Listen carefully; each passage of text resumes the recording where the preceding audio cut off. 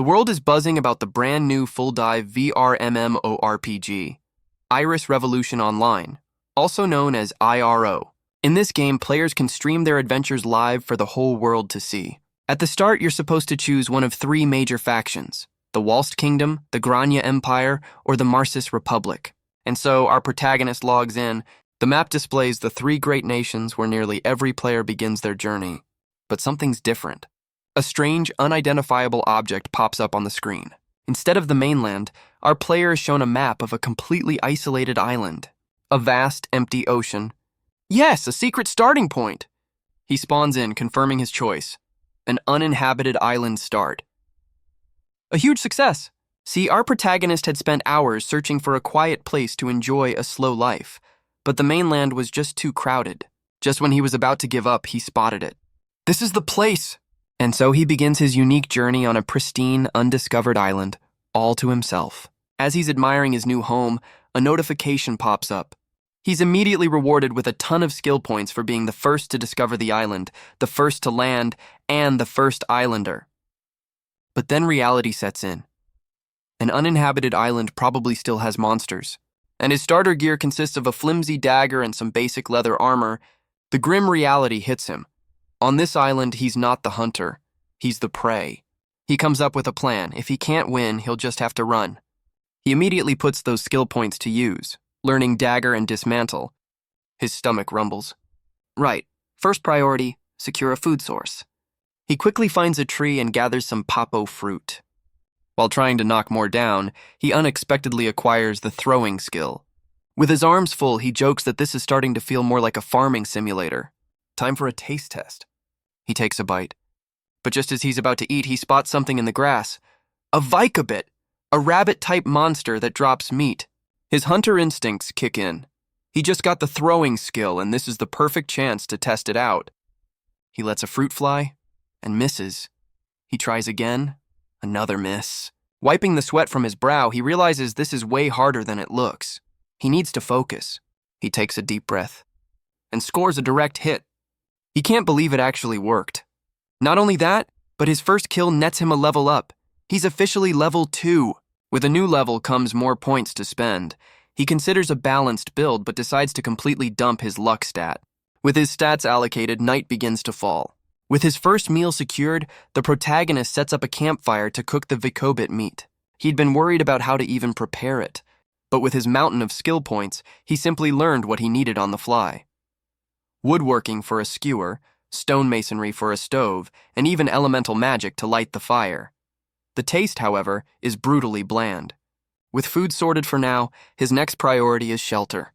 He checks the crafting menu and sees that a log house is possible by combining the woodworking and carpentry skills, but that requires logs, which in turn require an axe and the logging skill, another chain of requirements. Deciding that's too much for now, he settles on a simpler plan. A makeshift tent from driftwood. But just as he stretches, a notification sound chimes. A system message appears. Mion has started watching. He's not alone after all. He whips around in surprise, realizing the notification wasn't about a player, but a stream viewer named Mion. A little flustered, he manages a simple hello. He quickly checks his settings, confirming that streaming was on by default, something he never considered since he chose this remote island to be alone. Mion comments on how different the atmosphere is here, and he can only agree, knowing his location is far from any other player. He lets his new viewer know that he was actually about to log off for the day. Mion understands, and with a "see you again," Mion leaves the stream. Now truly alone again, he decides to follow through and log out as dusk settles in. But as he prepares to leave, Mion's parting words echo in his thoughts. "I'll come again." A faint smile appears on his face. Maybe this isolated life won't be so lonely after all. His last thought before logging out is a plan for tomorrow. Build a tent, then explore the island. With a click, he removes the VR headset, returning to the real world. He sets the gear down for the night. His stream summary for the day confirms it. One single visitor, Mion. The next day at school, a classmate wakes him up.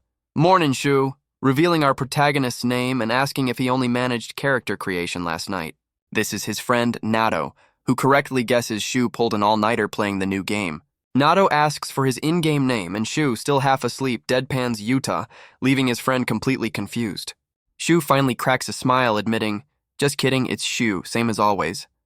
Nato leans in, asking the million-dollar question. "So, where's your starting point?" Shu hesitates, trying to figure out how to explain his secret location. But Nato connects the dots with explosive realization, shouting, "Seriously? You were the one from the world announcement about discovering an uninhabited island?" Shu is stunned to learn his discovery was broadcast to the entire server, while Nato immediately considers restarting his own character to get a similar bonus.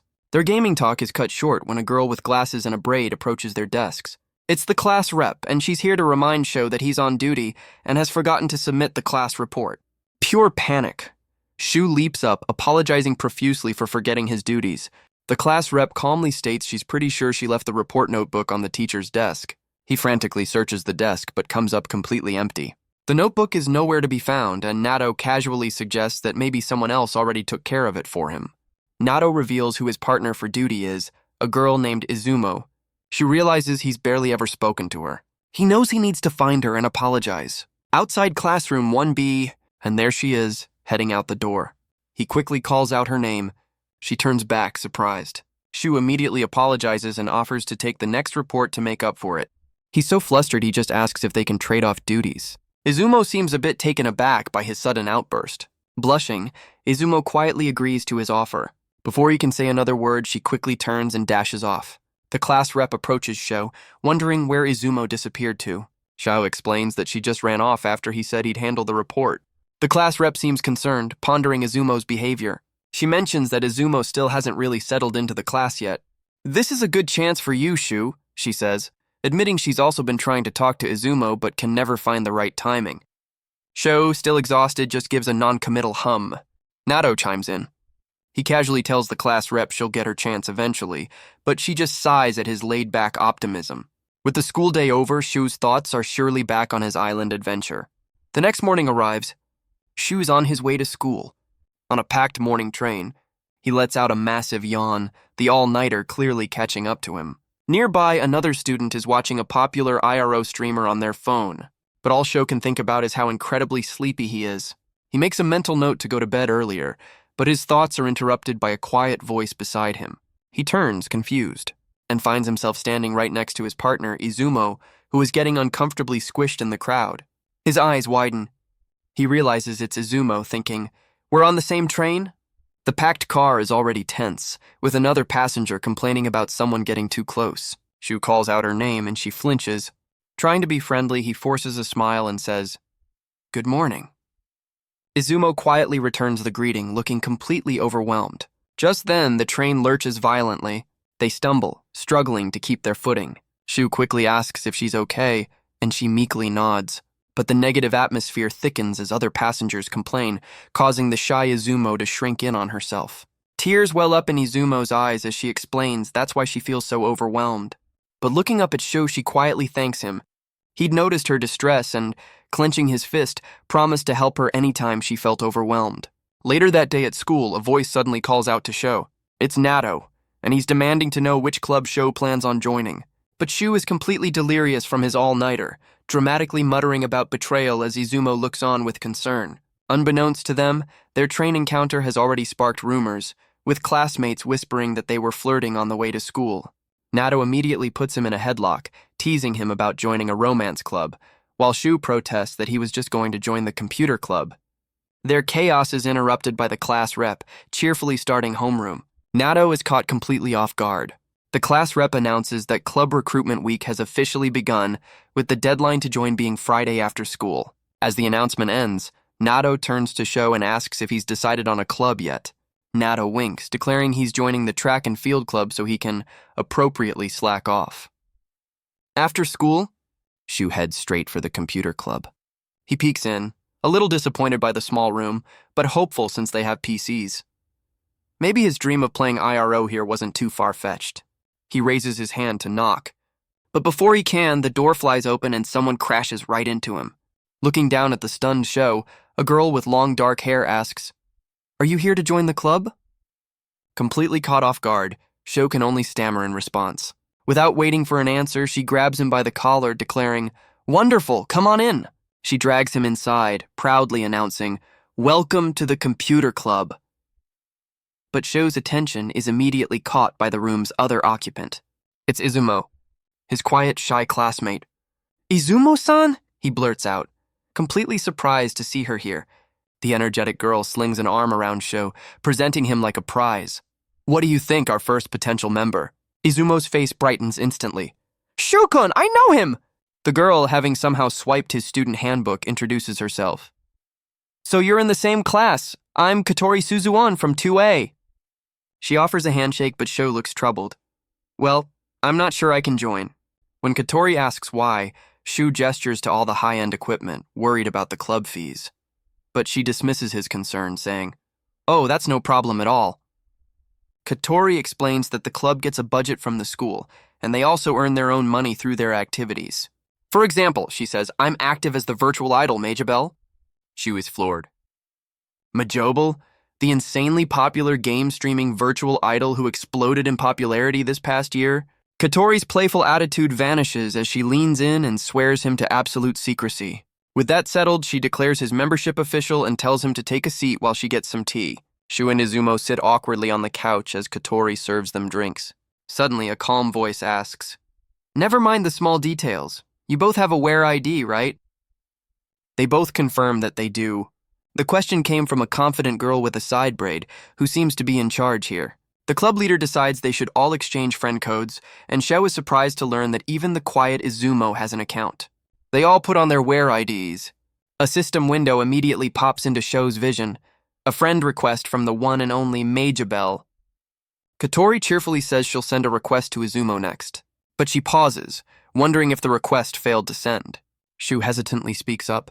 He confirms the friend exchange seems to have worked on his end, but he's noticed something strange, something that makes his blood run cold. On his friends list, he sees a familiar name is currently online, Mion. The club leader's voice snaps him out of his shock, and Shu quickly stammers that everything is fine, trying to hide his sudden panic. With the friend codes exchanged, the club leader cheerfully announces it's time for introductions. She lays down a ground rule.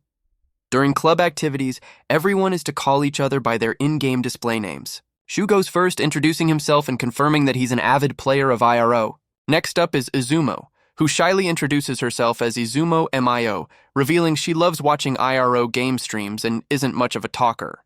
Hearing they're both into IRO, Katori gets fired up and immediately starts grilling Sho about his starting location and character build.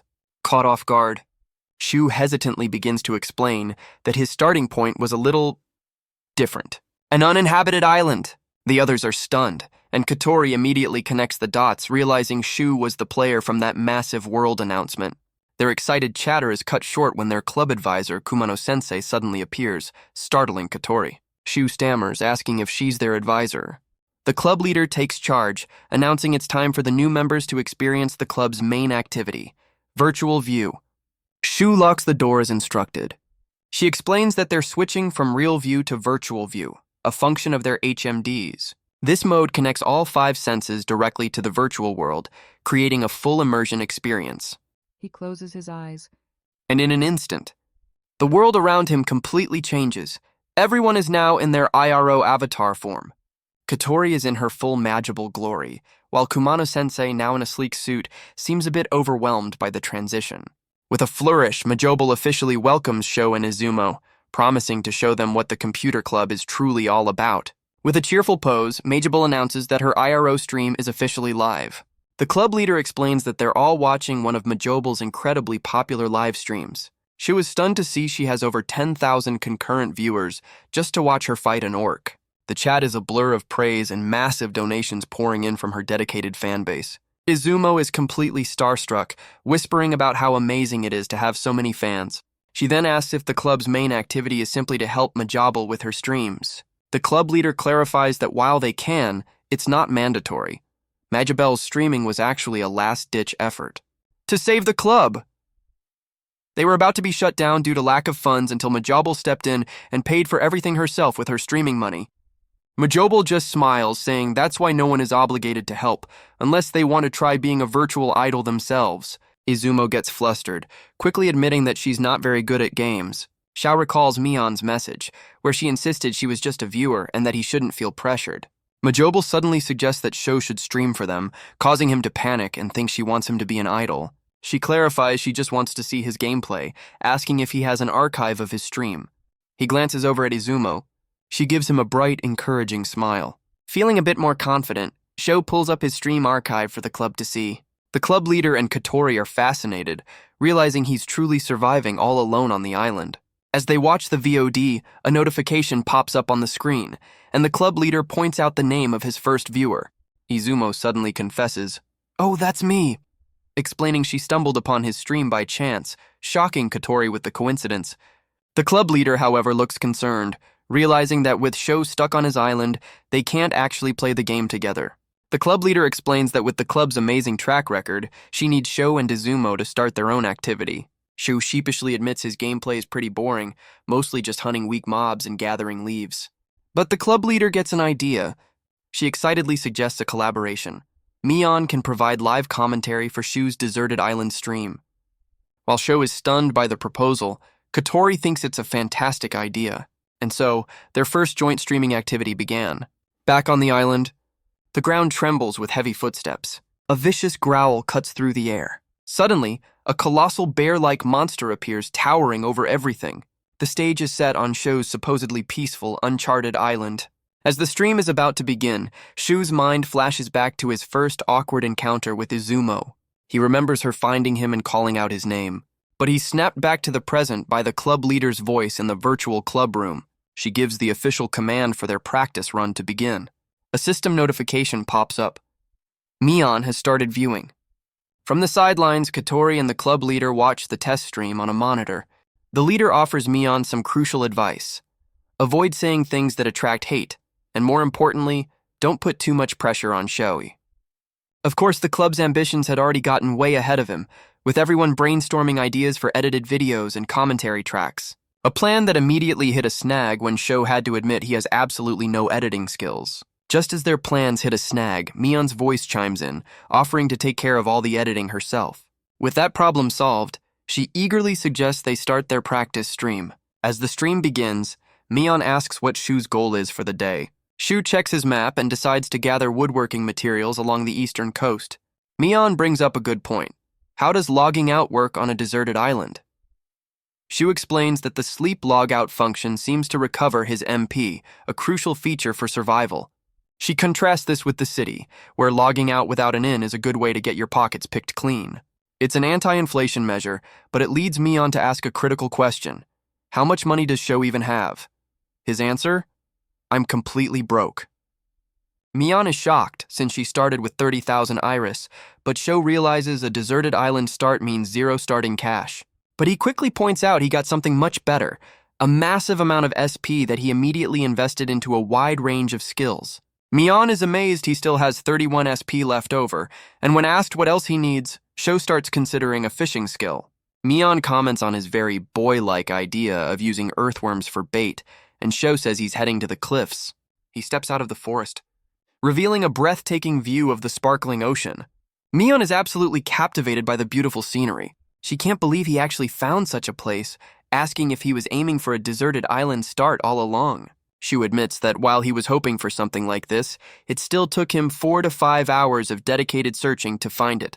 His hardcore dedication is met with an awkward silence, and Shou immediately worries he's come on too strong. But their conversation is cut short.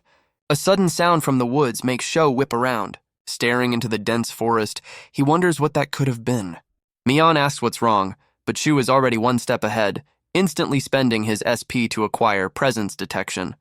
He tells her he's going to check out the sound. And to be safe, he immediately learns presence concealment as well. He stealthily moves into the bushes, trying to pinpoint the source. Peering through the leaves, he spots it. A lone, ugly goblin wandering through the clearing. Mion excitedly remarks that things are finally starting to feel like a real RPG, and Shou agrees. His eyes narrow, focused on his target. As the goblin wanders off, Shou decides to follow it. The creature continues on, completely oblivious to the player now stalking it from the shadows. Just as he suspected, the lone goblin wasn't alone at all. It was leading him straight to a camp of at least 20 more. Mion asks if he can take them, but Shu knows it's impossible solo and decides they need to retreat for now. He pulls back into the shadows. Back at a safe distance, Mion praises his wise decision, and Shu admits with a nervous laugh that it was a close call. Mion then gets curious, asking him why he was so determined to play solo in the first place. Shu explains that he just wanted to have a relaxing time by himself. He admits that having other people around can be a bit distracting for him. This makes Mion worry that her commentary is being a nuisance, but Shu frantically reassures her that's not the case at all. He smiles warmly, admitting that while he originally intended to enjoy the game by himself, he's actually having a lot of fun talking with her. Mion is visibly relieved. Back in the real world, Katori and the club leader mercilessly tease Izumo about the cute exchange, and with that, their rehearsal stream comes to an end. Shao takes off his headset and the club leader welcomes him back. The computer club girl reminds everyone that activities end at 6 p.m., so it's time to head home. The club leader agrees, telling everyone to quickly clean up so they can all leave. They lock up the club room. While walking home, Sho asks Katori about her regular streaming schedule. She explains her usual routine, but Izumo chimes in, admitting that since IRO is brand new, she's wanted to play it all week. Izumo completely short-circuits from the teasing. Suddenly, a dark aura descends as Kumano-sensei warns Katori not to be a bad influence on the new students with her intense streaming schedule. Shu and Izumo are absolutely petrified, with Shu making a mental note to never ever get on their advisor's bad side. Katori, completely unfazed, cheerfully announces she has to prepare for her own stream and dashes off. Shu and Kumano-sensei are left behind, drained from the sheer force of Katori's energy. The advisor then lays down an important rule. Students under 18 are only allowed to appear on live broadcasts until 10 p.m. With that final piece of advice, she heads back to the staff room, telling them to be safe on their way home. And with that, the school day comes to a close. Shu makes his way home. He bursts through the front door, happily announcing his return. He's immediately ambushed by a flying hug from his younger sister, who happily announces his return. This is Mickey. Shu just smiles, remarking on her boundless energy. She asks if he's done with his exam studies, but her real question is what he wants for dinner tonight. He decides on curry, and they quickly divide the household chores. He'll cook while she handles the laundry and bath. A perfect system? As he starts prepping, he hears her humming from the other room. We get a quick rundown of their home life. It's just the two of them for now, as their parents are away on a long business trip. Shu muses that his parents are unique. His mother is a beautiful genius, and his father is so obsessed with her it's almost a sickness. His train of thought is derailed when Mickey suddenly appears, asking a very pointed question. When did you start playing IRO? Busted, Shu stammers. Well, I did start, but... Mickey's eyes light up. She excitedly says she wants to play too, but then remembers she's supposed to be studying for her high school entrance exams. But Mickey has a secret weapon. She dramatically reveals she was one of the lucky few chosen for the limited open beta and couldn't possibly pass it up. She then asks if he's planning to attend the same high school as her. Shu thinks she could aim for a better school, but seeing her determination, he relents and makes a deal. If she can find his character, he'll play with her. She's absolutely thrilled. Mickey celebrates having successfully extracted a promise from her big brother, who just tells her to please sit down. Later that night, unable to resist the call of the game, Shu logs back in. He admits to himself that watching Majabel's stream made him want to play, resigning himself to another sleepless night. He remembers Majobel's energetic stream, which ran late even though it was after school. Back in the game, his first order of business is to change his stream settings so only Mion can watch. And almost instantly, a notification confirms she's started viewing, much to Shu's surprise. He gives a friendly wave as Mion greets him through the chat. She asks what his plan is for the night, and Shu decides he'll start by exploring the western part of the island. With a warm "be careful" from Mion, Shu bashfully sets off. He ventures into the woods. He quickly observes that the area is rich with cedar and pine trees. A detail Mion notes means the island's resources vary by location. Shu agrees, already thinking that this type of wood would be perfect for building a log house. But his architectural plans are cut short when his presence detection skill suddenly goes off. Mion asks what's wrong. Shu immediately activates presence concealment, thinking he's detected the goblins from the settlement. He's confident he could handle one on his own, but he still feels a bit uneasy. Just then, a panicked yelp cuts through the silence. He cautiously peeks out, but instead of a monster, he finds a small, fluffy creature crying in a patch of flowers. Both Shu and Mion are completely taken aback. He slowly approaches the whimpering animal, thinking, a puppy. He gets a better look and his eyes go wide. It really is a puppy. Mion is just as stunned, asking, Shu-kun, why is something like that all the way out here?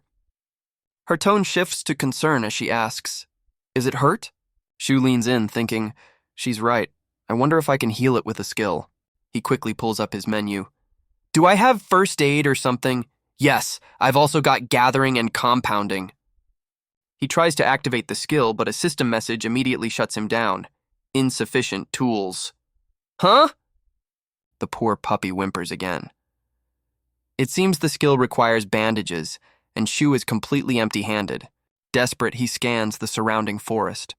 If only I could find something to use as a substitute. And then he spots it. Ah!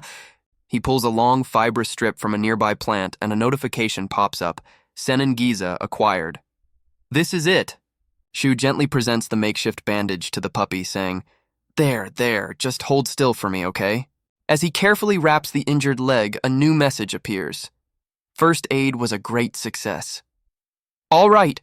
The puppy instantly perks up, wagging its tail happily. Oh, all better now? Shu says with a smile. You know, you're pretty cute. But a frantic message from Mion flashes on his screen. Sho! Behind you!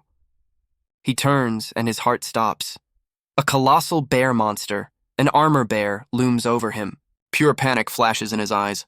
Run away! Mion screams through the chat as Shu scoops up the puppy and bolts, yelling, You don't have to tell me! He sprints through the forest, not stopping until he reaches the relative safety of his camp. He collapses, gasping for breath. Are you okay? Mion asks. I'm so glad you got away. The little puppy whines, nudging him with concern. You brought it back with you, Mion observes. Shu replies, I couldn't just leave it, and it looks hungry. As if on cue, his own stomach rumbles. Want something to eat? He asks the little creature. Deciding to start simple, he offers it a wooden bowl of water, wondering if it will drink. The puppy eyes the water bowl cautiously as Sho waits with bated breath. Success! It starts drinking, and Sho lets out a sigh of relief. Mion's chat pops up. I'm so glad it's drinking for you. This is amazing. It feels like I actually have a pet. Shu beams. Want some meat too? He offers a piece of Vicobit meat, but it's too big for the puppy's tiny mouth. You'll have to cut it up, Mion advises. Right, Shu realizes. I'll just have to get the cooking skill and mince it. A moment later, he presents a perfectly prepared morsel. Here, try this. The puppy tentatively licks the food from his palm, and then happily gobbles it down. It's eating, Sho exclaims. Overcome with gratitude, the tiny creature snuggles right up to him. So cute, Mion types. Little ones are just the best, aren't they? Mion's chat pops up, asking if he likes puppies. Shu thinks to himself that he absolutely loves them, but can't have one in real life. He's just happy the little guy has warmed up to him so quickly.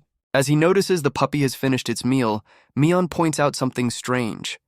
A mark is appearing over its head. He looks, and sure enough, there's a strange symbol floating there. What is this? He wonders, as Mion guesses it might be a mark of their new friendship. But then a system notification pops up, suggesting he could acquire the Taming skill, and Shu's mind is blown. He frantically checks his skill menu, wondering what the SP cost could possibly be. Mion, able to see the prompt, informs him, it costs 9 SP. 9 points. Shu hesitates. Compared to his other skills that only cost 1 point, that's a massive investment. But then he looks down, and with those eyes looking up at him, the decision is made. There's no way I can't get it now, he declares, pulling the puppy into a hug. He spends the points, and a system message confirms, Taming successful. The game immediately prompts him to give his new companion a name. Caught completely off guard, Shu panics, but Mion chimes in from the chat with a suggestion. How about Loopy? She types. Shu's face lights up. Loopy, that's perfect, it's so cute! And just like that, another system alert pops up. Achievement unlocked, Pioneer of Taming. He's just earned 10 skill points back. Mion is amazed at how easily he's racking up achievements, and Sho can't help but feel a little proud. It's all thanks to Loopy, he says, giving his new partner all the credit. Overwhelmed by cuteness, Shu showers the happy pup with affection. Feeling refreshed, he decides it's time to get back to work on the island. His next goal is to build some traps. He knows if the goblins level up too much, he'll be in serious trouble, so he needs to prepare. He checks the skill tree and finds that trap is a 3-part skill: creation, setting, and discovery. Mian points out that getting all 3 will be a huge SP sink, but Sho remembers he just got that 10 SP refund. Let's get them all, he decides, ready to test them out immediately. With his new skills unlocked, Sho and Loopy head into the southeastern jungle. Suddenly, Loopy starts growling, sensing something hiding in the bushes. Before Sho can even react, Loopy leaps into action and takes down a Vicobit all on its own. He's so proud of his clever pup. He dismantles the monster, getting some Vicobit hide. This is perfect.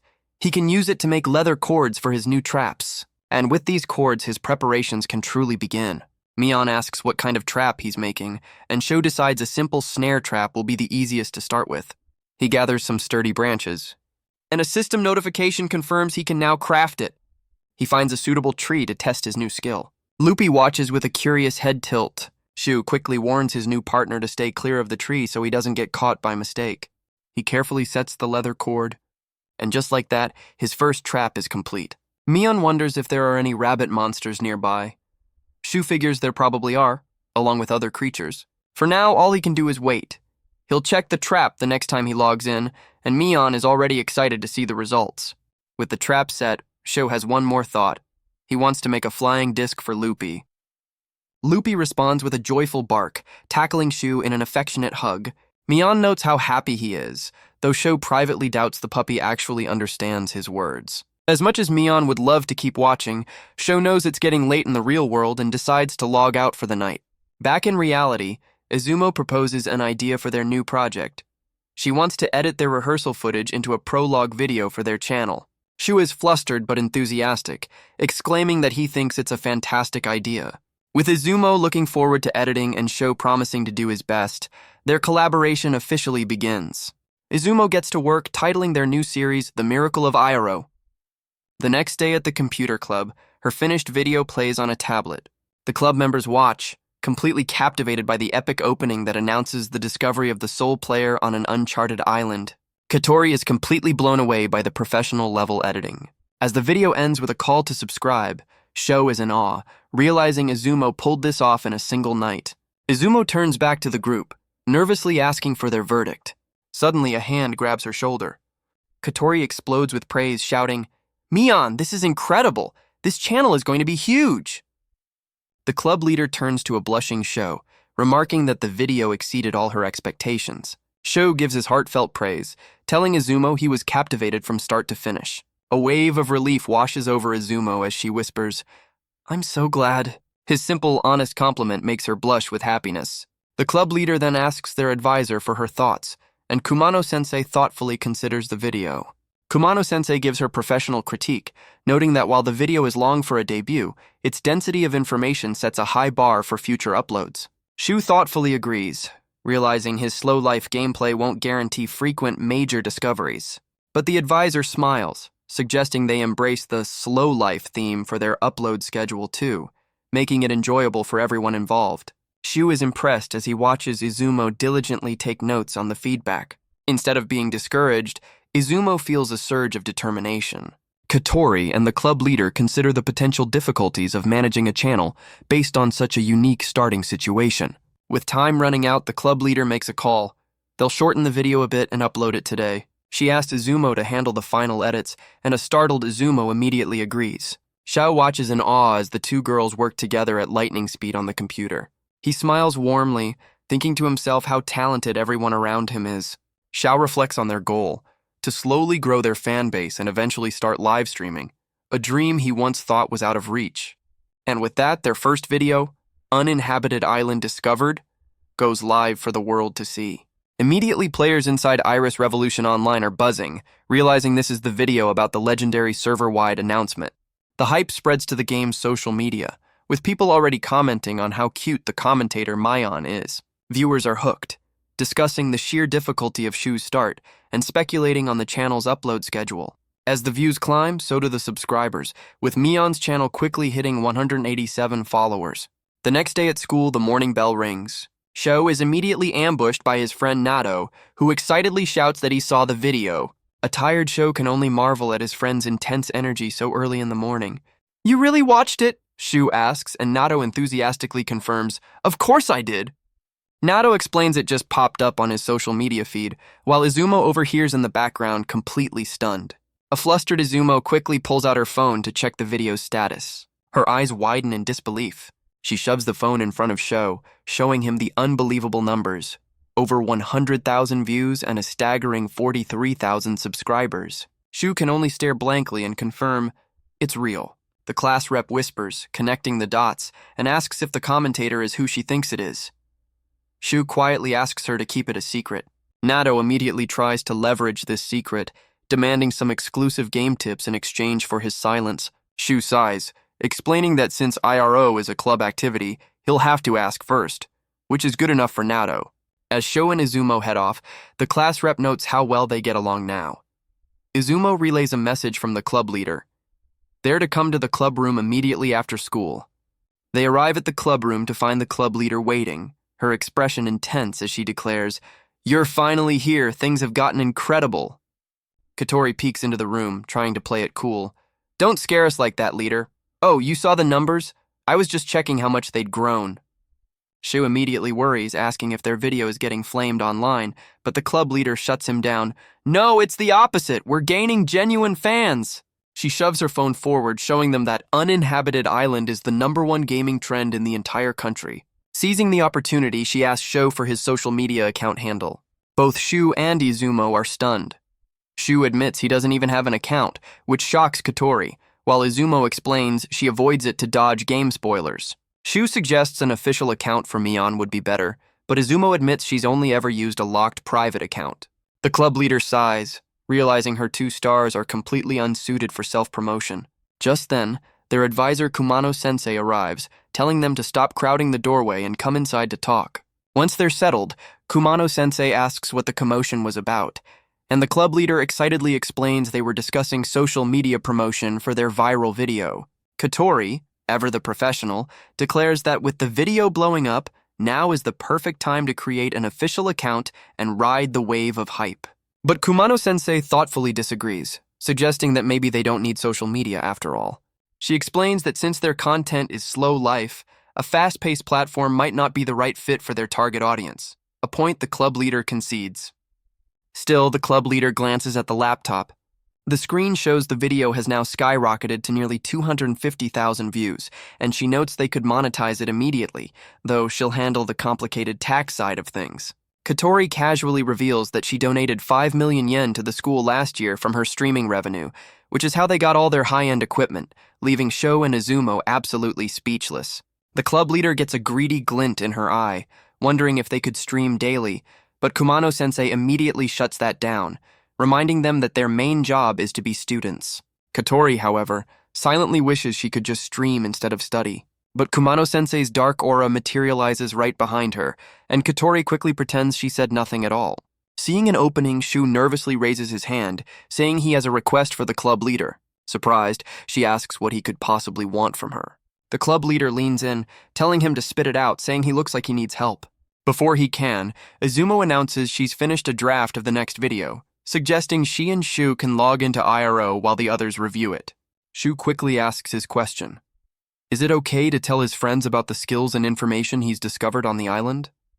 The club leader is totally fine with it, reasoning that even if people get jealous, they can't come to the island anyway. Xiao realizes this is also a strategy to attract fans looking for game guides, which the leader confirms is a good idea.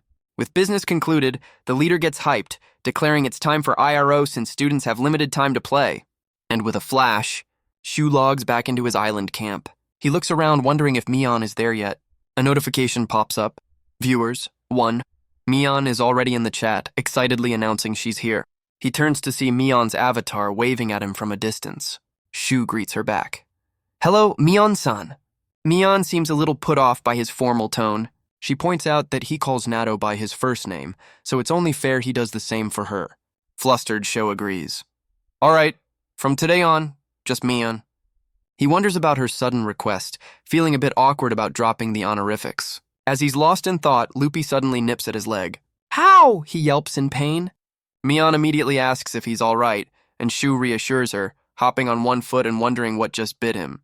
He looks down to find the culprit is Loopy, who just wags its tail innocently. Mion scoops Loopy into a hug, relieved. "I'm so glad you're okay. I was a little worried." She explains that while Shu was logged out, she feared Loopy might have been attacked by monsters. Suddenly her eyes sparkle with a brilliant idea. "If we make Loopy stronger, we won't have to worry. Let's start training." And so, the intense training montage begins, with Shu cheering on a completely wiped out Loopy. After about an hour of hunting monsters, a notification pops up. Shu has leveled up, and Mion congratulates him. Watching the stream, Majabel chimes in with a smug comment. "Your progress is a bit slow, isn't it? I'm already level 7. Ignoring the jab, Shu decides to dump all his new points into his stats again. Mion notes that he still has plenty of skill points left, and Shu confirms that the achievement bonus gave him a lot of leeway. "Are we done for today?" Mion asks, but Shu shakes his head. "No, there's one more thing." Mion's eyes light up in realization. "Ah, you mean you have to go check on that, don't you?" "That's right. It's time to head back to the trap site. And hanging upside down is their prize, a hissing lizard-like monster." Mion cheers from the sidelines. "Whoa, it actually worked!" Shu readies his dagger. "All right, time to dismantle this thing." But the creature suddenly thrashes wildly in the snare. Shu jumps back, startled by its ferocity. "Whoa! This thing is violent!" Loopy's eyes narrow. The tiny puppy lets out a surprisingly fierce growl, trying to intimidate the much larger monster. Shu gently holds Loopy back, telling him, "It's okay, I've got this. Go on and hunt somewhere else for a bit." With the monster finally subdued, Shu gets ready to use his dismantle skill. But suddenly a flurry of notifications. Mion is stunned. "Whoa, they all came at once." Shu checks his loot, glad he didn't have to deal with the monster's dangerous fangs while it was still alive. Mion inspects the first drop. Salone lizard meat. It's tough and will require a lot of work to cook. But the next item is much more promising. A Salone lizard poison gland, a key ingredient for paralyzed potions. He also managed to harvest a sharp fang, a poison gland. Shu's mind starts racing with possibilities. This could be useful. With his work done, he calls for his companion. "Hey, Loopy, time to come back." The puppy's ears perk up instantly, and Loopy happily bounds back to his master's side. Mion watches them, a warm smile on her face. "Loopy is so smart and strong," she says. "He must understand you because of your taming skill." Shu gives Loopy permission to hunt nearby, but warns him not to wander too far into the woods. With the day's tasks complete, Shu decides it's about time to log off. He flops down onto his makeshift bed of leaves, ready to end his session, but a sad little whine stops him. Loopy looks up at him with lonely eyes. "What's wrong?" Shu asks. "Are you lonely?" Seeing his companion's distress, Shu can't help himself. "Come here, Loopy," he says with a gentle smile. "If we sleep together, you won't be lonely." The little puppy's eyes sparkle with pure joy. Loopy leaps into his arms, ecstatic. After a final hug, Shu promises to return soon before logging out for the night. Back in the real world, Shu rests. The next day, he sits down for a meal with his sister. But Mickey breaks the silence. "Brother." She shoves her phone in his face, displaying the viral video of his IRO character. "Isn't this you?" she demands. The siblings lock eyes in a tense standoff. Shu calmly tells her to put her phone away during dinner, but Mickey refuses, shouting that she won't stop until he confesses. He tries to ignore her, thinking this is exactly why he chose a remote starting point. Mickey, however, is not letting it go, calling him a heartless jerk. Finally, Shu relents. "So you saw the video," he says, turning to her. "What did you think?" Mickey immediately starts analyzing his gameplay, pointing out he left the goblin camp unfinished and she's dying to know what happens next. "There's no way you can win one against 20, she scoffs, and goblin camps sometimes have special variants. Her inner gamer nerd bursts out as she excitedly remembers a goblin subjugation quest she saw Majabel Senpai stream. Shu, calmly eating, turns the tables on her. "So, how would you beat them?" He even calls her Big Brother, formally acknowledging her superior game knowledge. That's all the encouragement Mickey needs. She gets right in his face, declaring, "I have a plan!" She leans in to whisper her grand strategy, but Shu just deadpans. Nobody asked, but as he listens, a small smile appears. He has to admit, for all her cheekiness, his sister has really thought this through. Mickey keeps going, but Sho cuts her off. I'm listening, but my food's getting cold. With a plan in place, there's only one thing left to do. It's time to log in. Shu logs in, materializing right in front of Mion. She's a little surprised. Shu-kun, good evening. Her eyes widen. He's already busy crafting a new trap, but greets her cheerfully. Mion, good evening! Mion immediately recognizes his handiwork. Is that a trap? Shu proudly confirms. That's right, a splendid one I carefully selected. With his preparations complete, Shu gets to his feet, ready for action. Now that you're here, let's go take on those goblins, Loopy! Loopy barks excitedly. As they head out, Mion announces to her viewers, the main event starts in 5 minutes. And even on short notice, their channel is blowing up. Over 400 people are already waiting for the goblin hunt to begin. The final countdown begins. Mion takes a deep breath. And with a bright smile, she goes live. Good evening, everyone. I'm your game mystery hunter, Mion. Meanwhile, Sho and Loopy wait patiently, watching her introduction on a pop-up screen. He can't help but notice she seems a little nervous. But Mion quickly finds her footing, relieved that the chat is overwhelmingly positive.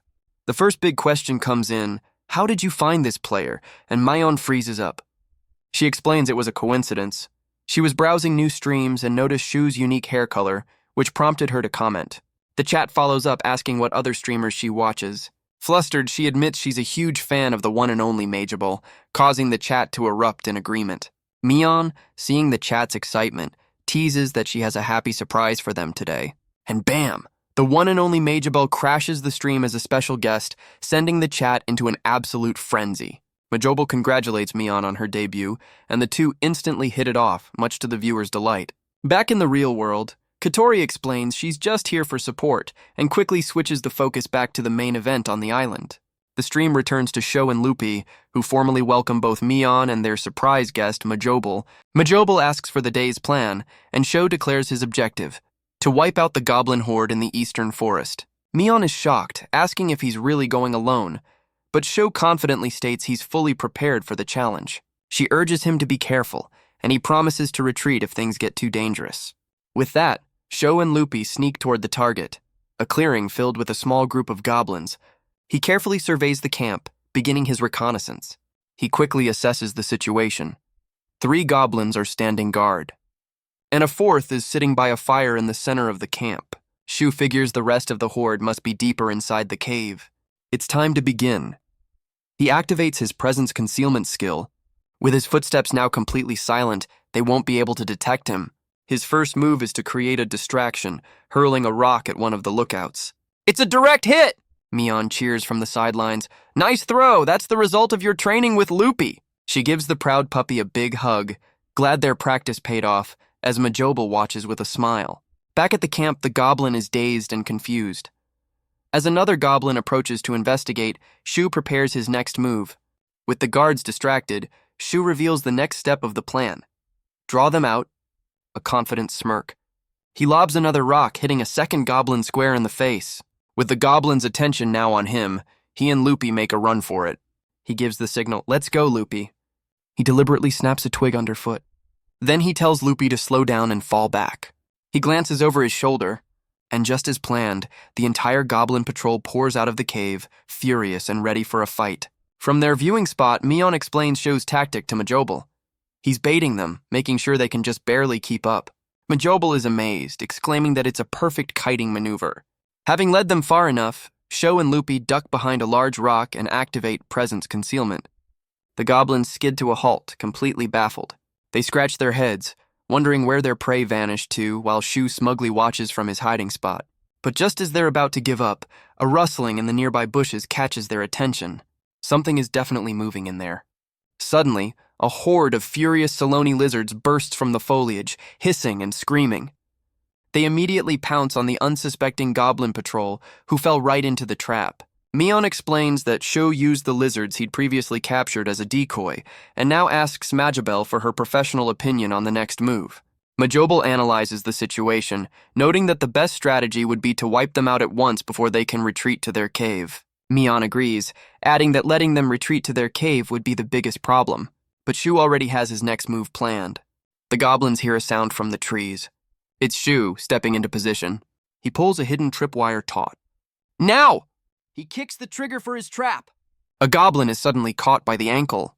It's violently yanked off its feet and sent flying into the air as the entire patrol is ensnared in a massive net trap. Yes, it worked. Mian and Majabel are blown away.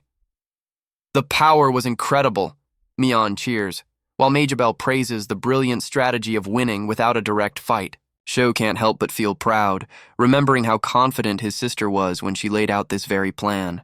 A plan that mostly she, had put a lot of thought into. Back in the game, he even gets a skill-up notification for his trap skill. Everything is going perfectly, but his celebration is cut short when Loopy suddenly growls, sensing danger. Before Sho can react, 2 projectiles come hurtling out of the trees. He's completely defenseless! Loopy! In a flash, his loyal companion leaps in front of him, taking the hit. The force of the impact sends Sho tumbling to the ground. Mian screams in horror from her avatar's perspective. On stream, Majobel quickly assesses the damage, noting that Loopy still has HP and there's no follow-up attack yet. Shu's first concern is for his partner. Loopy, are you hurt? He scans the trees, trying to pinpoint where the attack came from. But the true threat emerges from a cave, a hulking goblin leader and a goblin magician. Shu clutches Loopy, his face pale with shock. This new boss is on a completely different level from the grunts he just trapped. With a roar, the goblin leader charges forward, club raised. Still on the ground, Shu can only watch in terror as the massive weapon swings down. This is bad! This is really bad!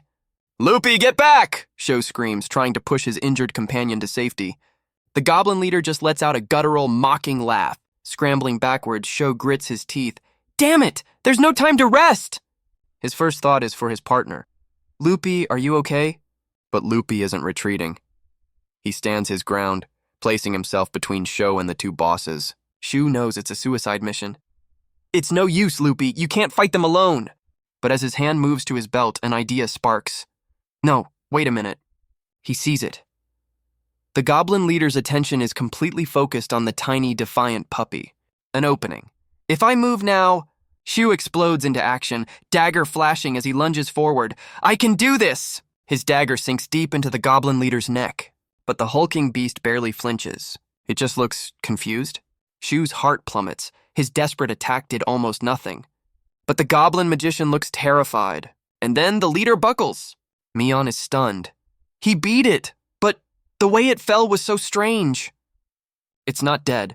A system window reveals the goblin leader is paralyzed for the next 4 minutes. Shu clenches his fist. It worked! He reveals his trump card. He'd coated his dagger with Salone lizard poison beforehand. With the immediate threat gone, Loopy happily rushes over to Sho. Shu scoops him up in a celebratory hug. We did it, Loopy! You were amazing! But there's still business to attend to. With cold efficiency, Shu turns and delivers the final blow to the paralyzed goblin leader. Victory! A system message announces the goblin settlement has been cleared, turning the area into a safe zone. Shu looks around, realizing the implications. The safe zone expanded. His attention is drawn to the cave the boss has emerged from, already planning his next move. But Mian's concerned voice snaps him out of his thoughts. Shu-kun? He finally responds, and she breathes a sigh of relief, thinking she'd lost connection.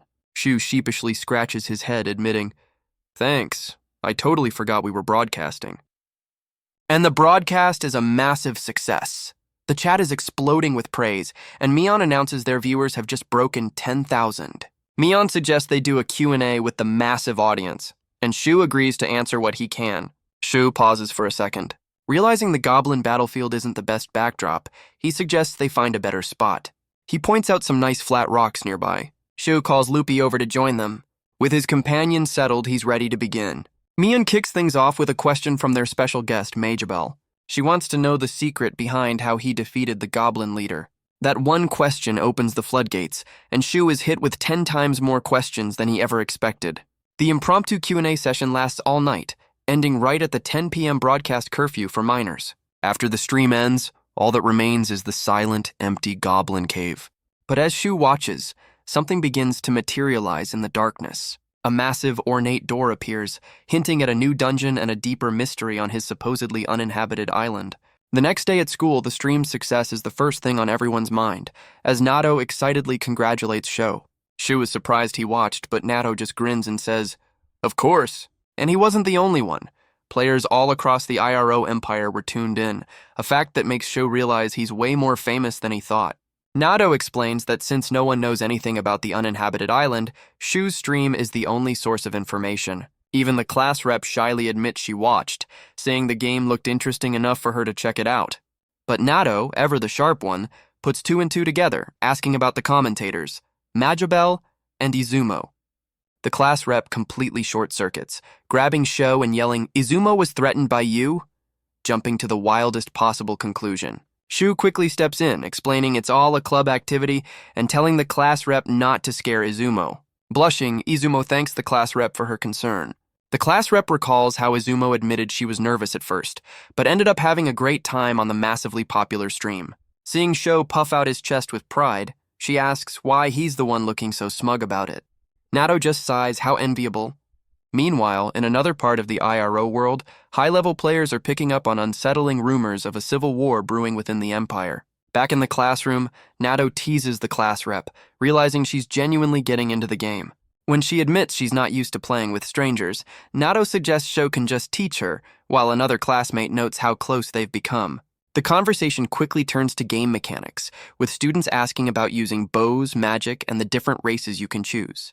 The classmate suggests an elf would be a perfect fit for the class rep, leaving her a little surprised by the recommendation. Nado cheekily adds that elves are known for being slender beauties. The class rep's expression goes dead flat, and she immediately delivers a swift, punishing blow. Sho simply watches the classroom chaos with a blank expression. Later, it's time to log back into the game. Mion joins the stream, ready to finally see what lies beyond the mysterious door in the goblin cave. The entrance looms before them, a dark and ominous gateway. But before they enter, Mion asks to see the loot from the last battle, causing Sho to realize he completely forgot to check. He hesitates for a second, revealing a rather humble haul, a stained robe, 2 small magic stones, and a beginner's grimoire, which at least means he can finally use magic. The grimoire grants him 2 basic spells, Fireball and Earth Wall, which Mion notes are perfect for combat. Fired up and ready to go, Sho declares it's time to explore the cave. Mion asks if he just burned the robe he found, but Sho replies that using it as a torch is a far more meaningful purpose. Torch in hand, he and Lupi step inside, finding the cave surprisingly empty of monsters. Suddenly, he stops. The passage opens into a massive, wide-open space, which he assumes must be the new safe zone. But Mion directs his attention to the far left wall, where a door stands waiting.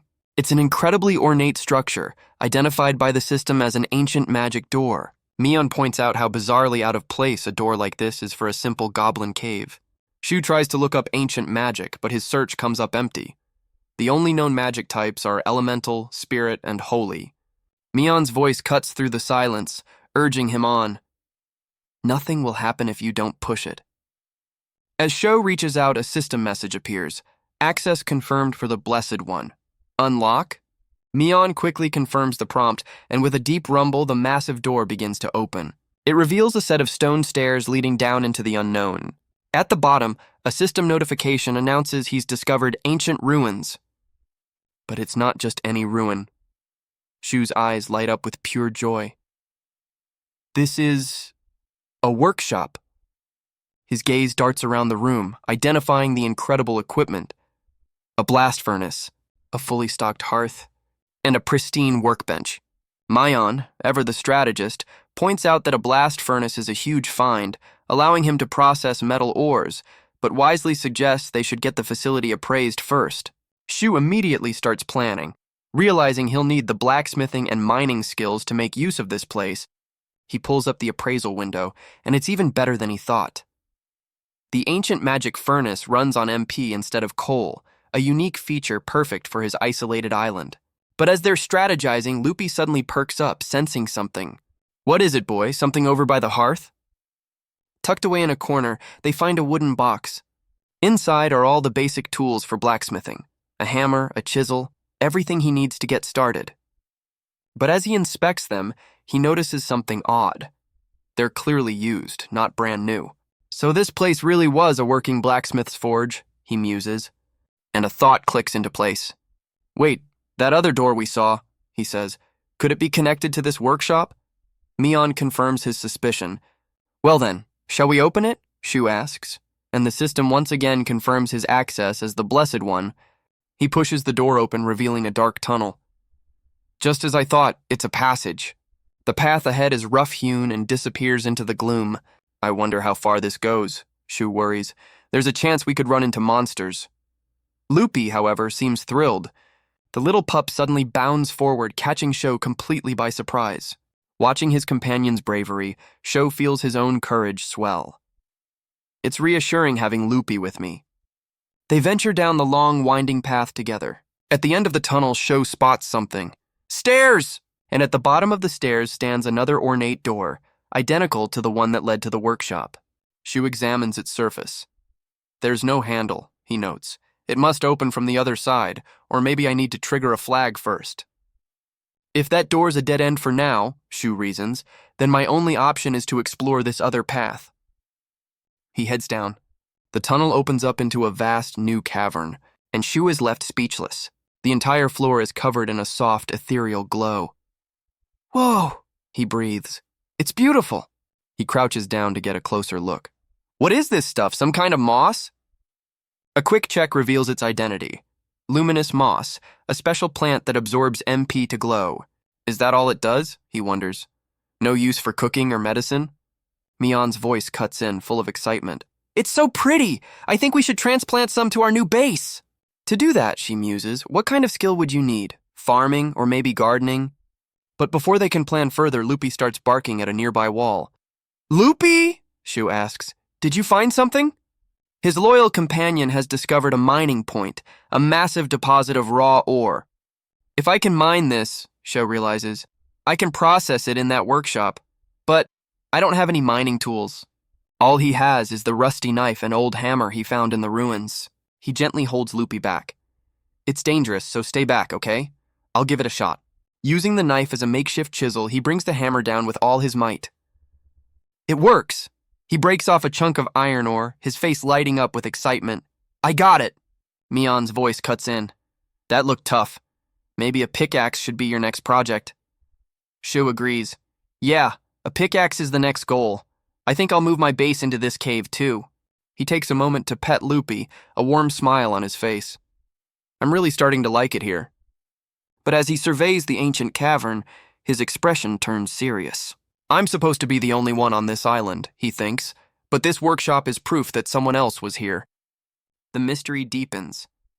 But the game just launched? There shouldn't be any pre-existing players. For now, he decides to focus on the present. I'll have to investigate the other areas later. Back in the real world, Sho logs out and stretches in the club room. Whew, I'm beat. We made a lot of progress today. Izumo agrees. Good work, Shokun. Suddenly, the door slams open. Katori bursts in, waving a document. Club leader, where have you been? I have a proposal to submit. But the club leader just smirks. A proposal, you say? Funny, because I have an idea that concerns you two as well. It's going to be our next official club activity. With a fiery glint in her eye, she makes a grand declaration. We're going to form a guild. Shu and Izumo are completely stunned. As the news sinks in, the whole room is left speechless. A guild? Katori, the pro streamer, is immediately on board. Well, I usually work with a team anyway. The club leader explains the logic. Creating a player's guild with friends makes gathering materials and raising funds so much easier. But Izumo raises a very important question.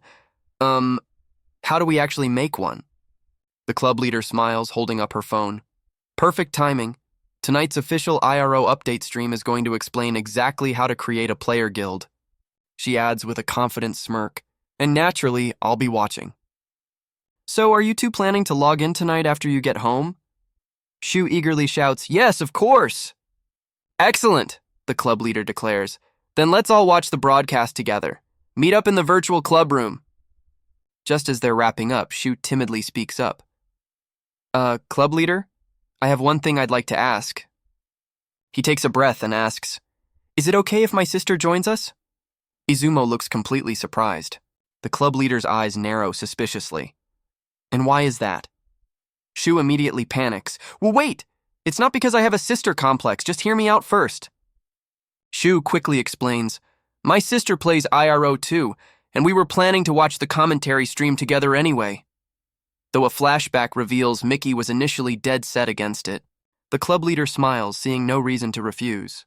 All right then, let's all meet up before the broadcast starts. Later that night in the virtual world, the club members gather in their digital meeting space. As Shu's avatar materializes, Majobel calls out, "Shu-kun, you made it!" Shu arrives. A girl in shining armor steps forward.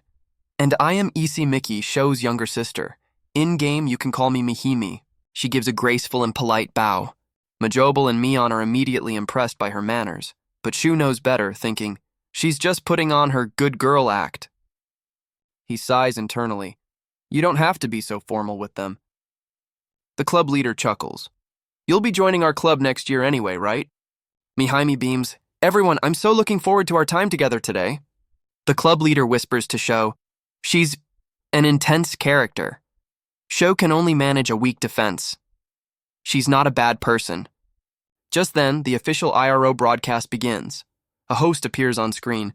Mic check, 1, 2. All right, it's starting. Thank you all for waiting.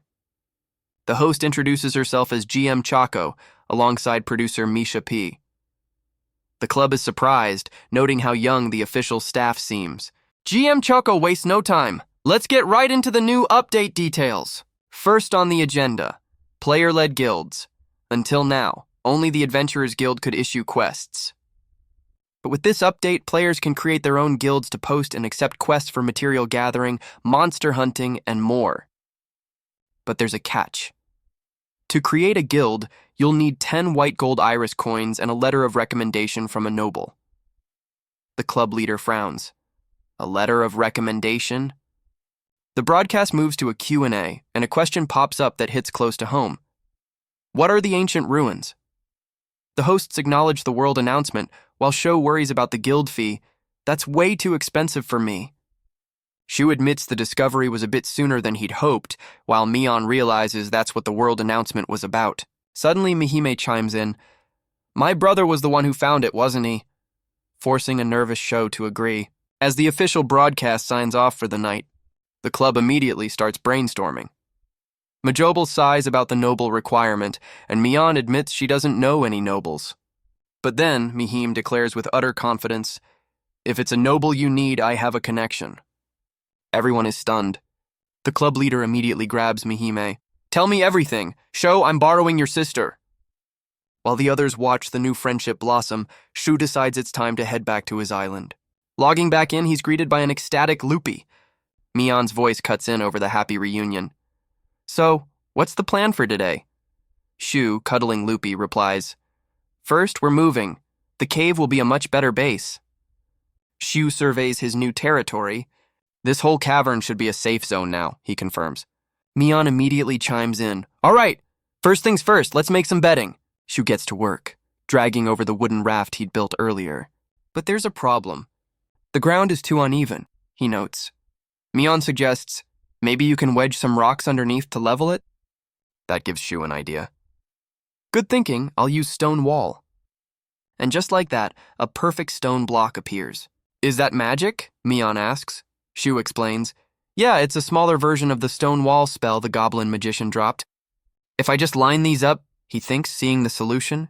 Oh, Mion says, so I guess we don't need the driftwood anymore. But Shu has a sudden, worrying thought. Wait, will these blocks disappear after a while? Mion immediately offers to help. I'll look it up for you. Thank you for letting me help. A moment later, her tone changes. Oh. It says here, the wall is permanent, she reports. Sho is relieved. Oh, good. However, she continues, there's a related entry on the strategy wiki about something called the Mageable Stone Wall Incident. It turns out their friend Mageable once tested the spell in the middle of a city, blocking a street and causing a massive panic that drew the city guard. Well, as long as it's permanent, that's good for us, Sho says, completely unfazed. Mion seems exhausted just from reading about the chaos. With the foundation laid, Shu considers the next step. The move will be done once I transplant the luminous moss. Is there anything else to do? Mion has another idea. Actually, I saw a river on the east side of the goblin cave earlier. Why don't you check it out? The location is just a short trip from their new base, so Shu and Loopy head out to explore the new area. The moment they arrive, an excited Loopy dives straight into the river. Shu reassures Mion. It's okay, I wasn't planning on fishing anyway. Instead, he has a different plan in mind. Mion watches as he places something in the water, asking if it's another one of his traps. Nope, Shu explains. This is a trick my dad taught me to gather fish. I'm thinking of making a fish basket later. Mion correctly guesses his bait. Are you using the lizard meat? She's completely captivated by his real-world survival skills. You're amazing, Shu-kun, she exclaims. You seem to know everything. Shu is a little taken aback by the sudden praise. He explains, Not really, my dad just likes camping, so I picked some things up. But Mion is still deeply impressed. That's still incredible. Shu gets a little flustered by her intense praise. To change the subject, he turns to Loopy and suggests they go for a walk while they wait for the fish. As they head out, he scans the area. He thinks to himself that the western forest would be a good place to set up some more traps. He remarks to Mion how peaceful the atmosphere is today. But that peace is instantly broken as his presence detection skill flares to life. He's confused. He looks around, wondering what could have triggered the alert. Is something there? Mion's voice comes through the chat, full of concern. Be careful! And then, stepping out from the trees, a magnificent, pure white deer appears before them. Shu stares in awe. Whoa, it's a deer. He notes that it's pretty big, and surprisingly, it doesn't seem scared of him at all. Mion asks for the details, so Shu pulls up its info. It's a gray deer, and its meat is extremely delicious. That last part immediately gets Mion's attention. With Mion's silent encouragement, Shu gets fired up. All right, let's hunt it. But his sudden exclamation startles the creature. And just like that, it's gone. It ran away, Mion says. It must be really sensitive. Shu can only sigh in defeat. Dejected, he kneels down to see what the deer was eating. He finds a strange plant and pulls up its info. It's called Rexin, a wild grass that can be used as an ingredient for antidotes. He cautiously gives the plant a nibble. Is it safe to eat raw? Mion asks, but Shu reasons that if the deer ate it, it must be fine. He decides to gather some. Still, he can't get the thought of that delicious deer meat out of his head. He returns to the river to check on his fish.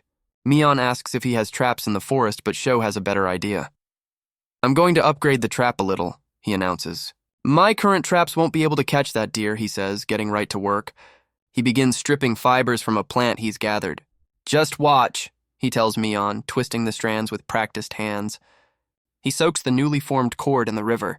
Shu explains that after drying and braiding, this will become a strong rope, a process that only takes 15 minutes in IRO.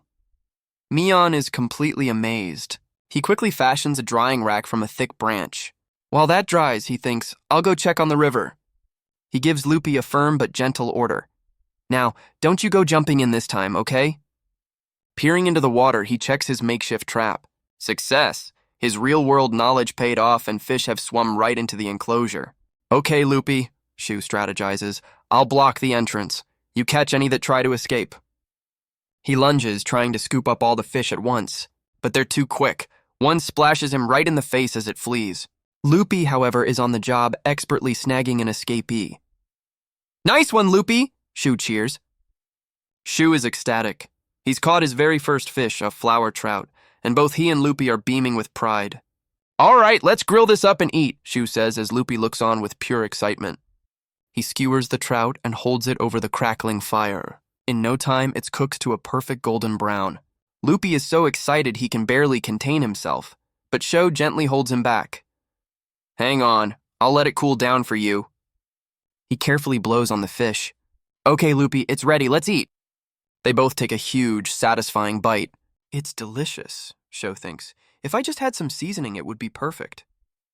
Suddenly, Mion's voice cuts in, reading a world announcement. Ancient ruins have been discovered.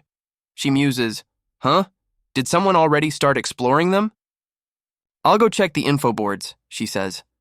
While she investigates, Shu decides to get back to his other project, weaving the rope for his deer trap.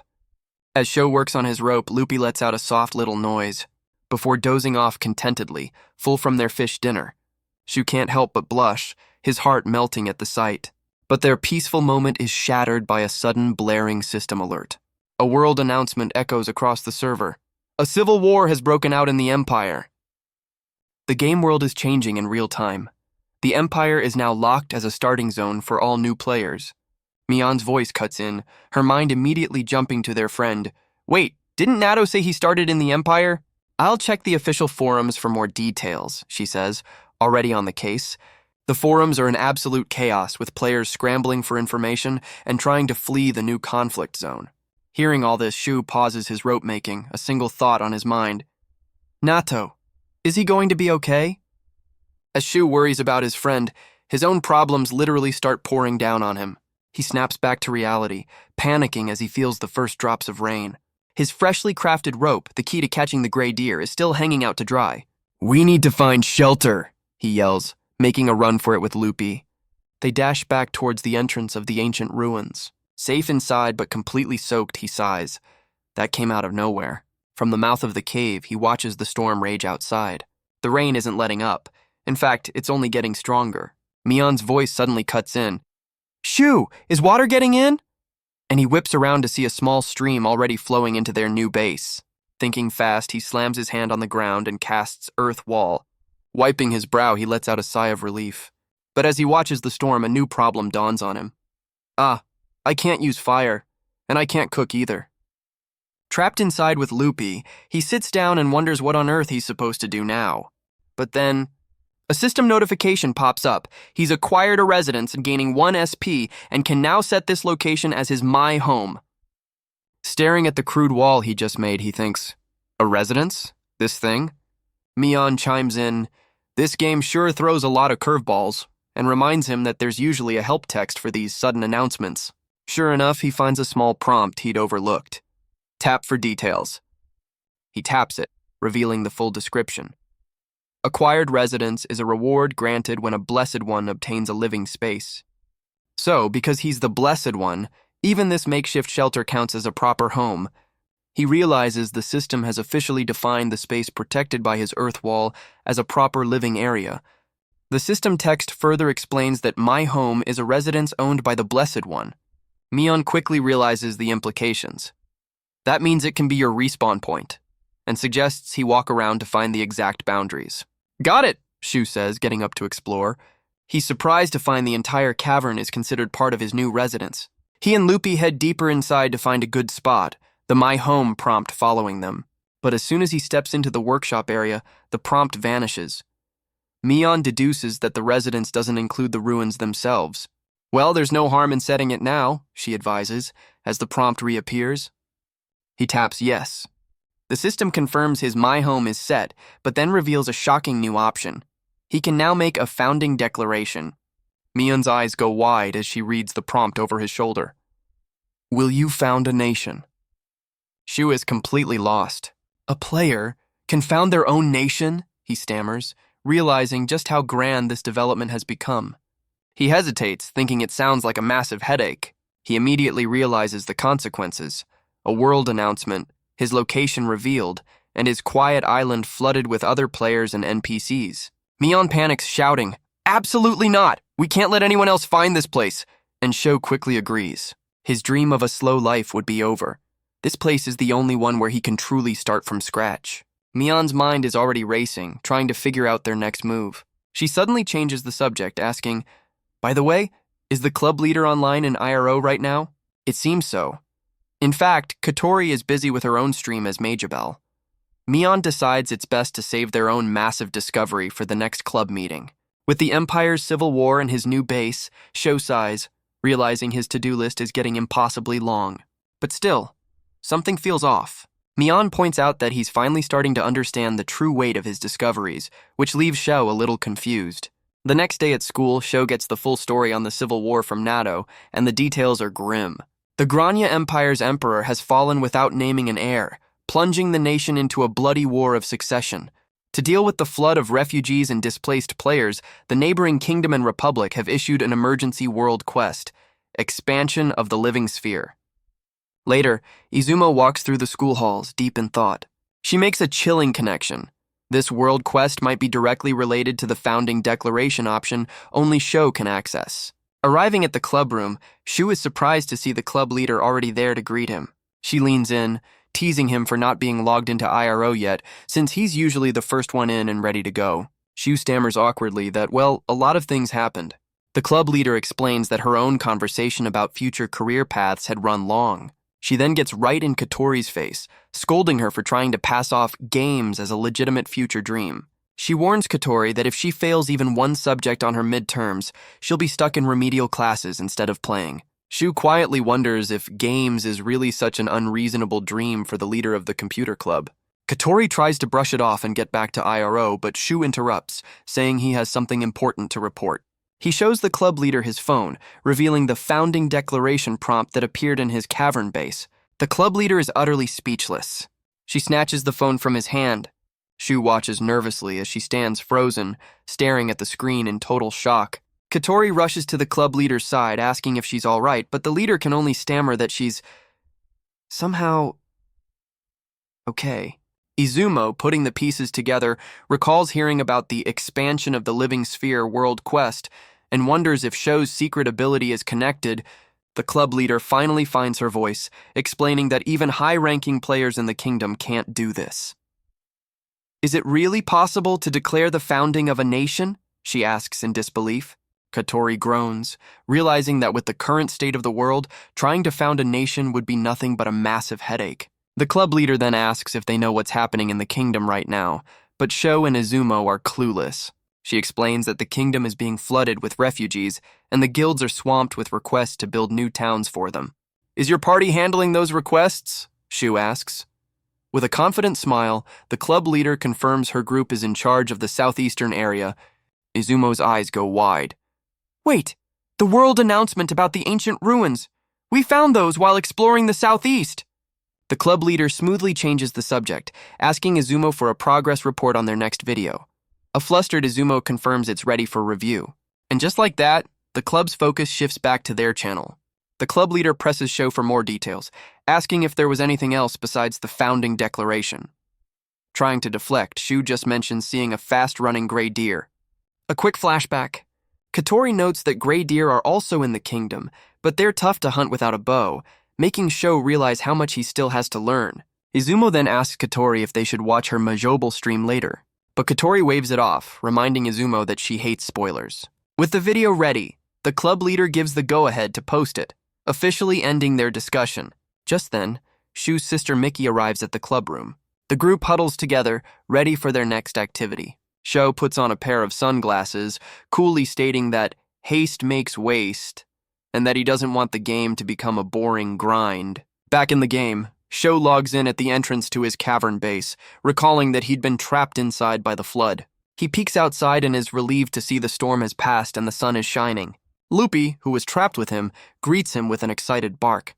With the danger over, Sho's first thought is food.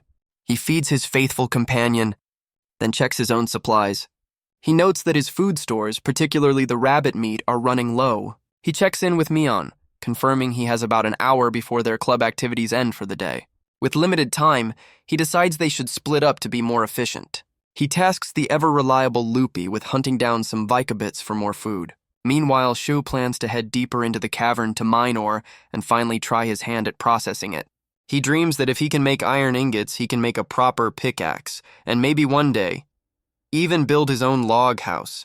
With his goals set, he gives Lupi his mission. Hunt down some Vicabits and then head back to the cavern. Lupi's enthusiastic bark is the perfect reply. And with a happy little hop, the pup dashes off into the woods. Shu waves him off, a gentle smile on his face. Then, it's his turn to get to work. After some time, he's managed to chip away a decent pile of ore. But he quickly realizes that mining with just a knife and a small hammer is exhausting work. A real pickaxe is now his top priority. Suddenly, he feels a tug on his clothes.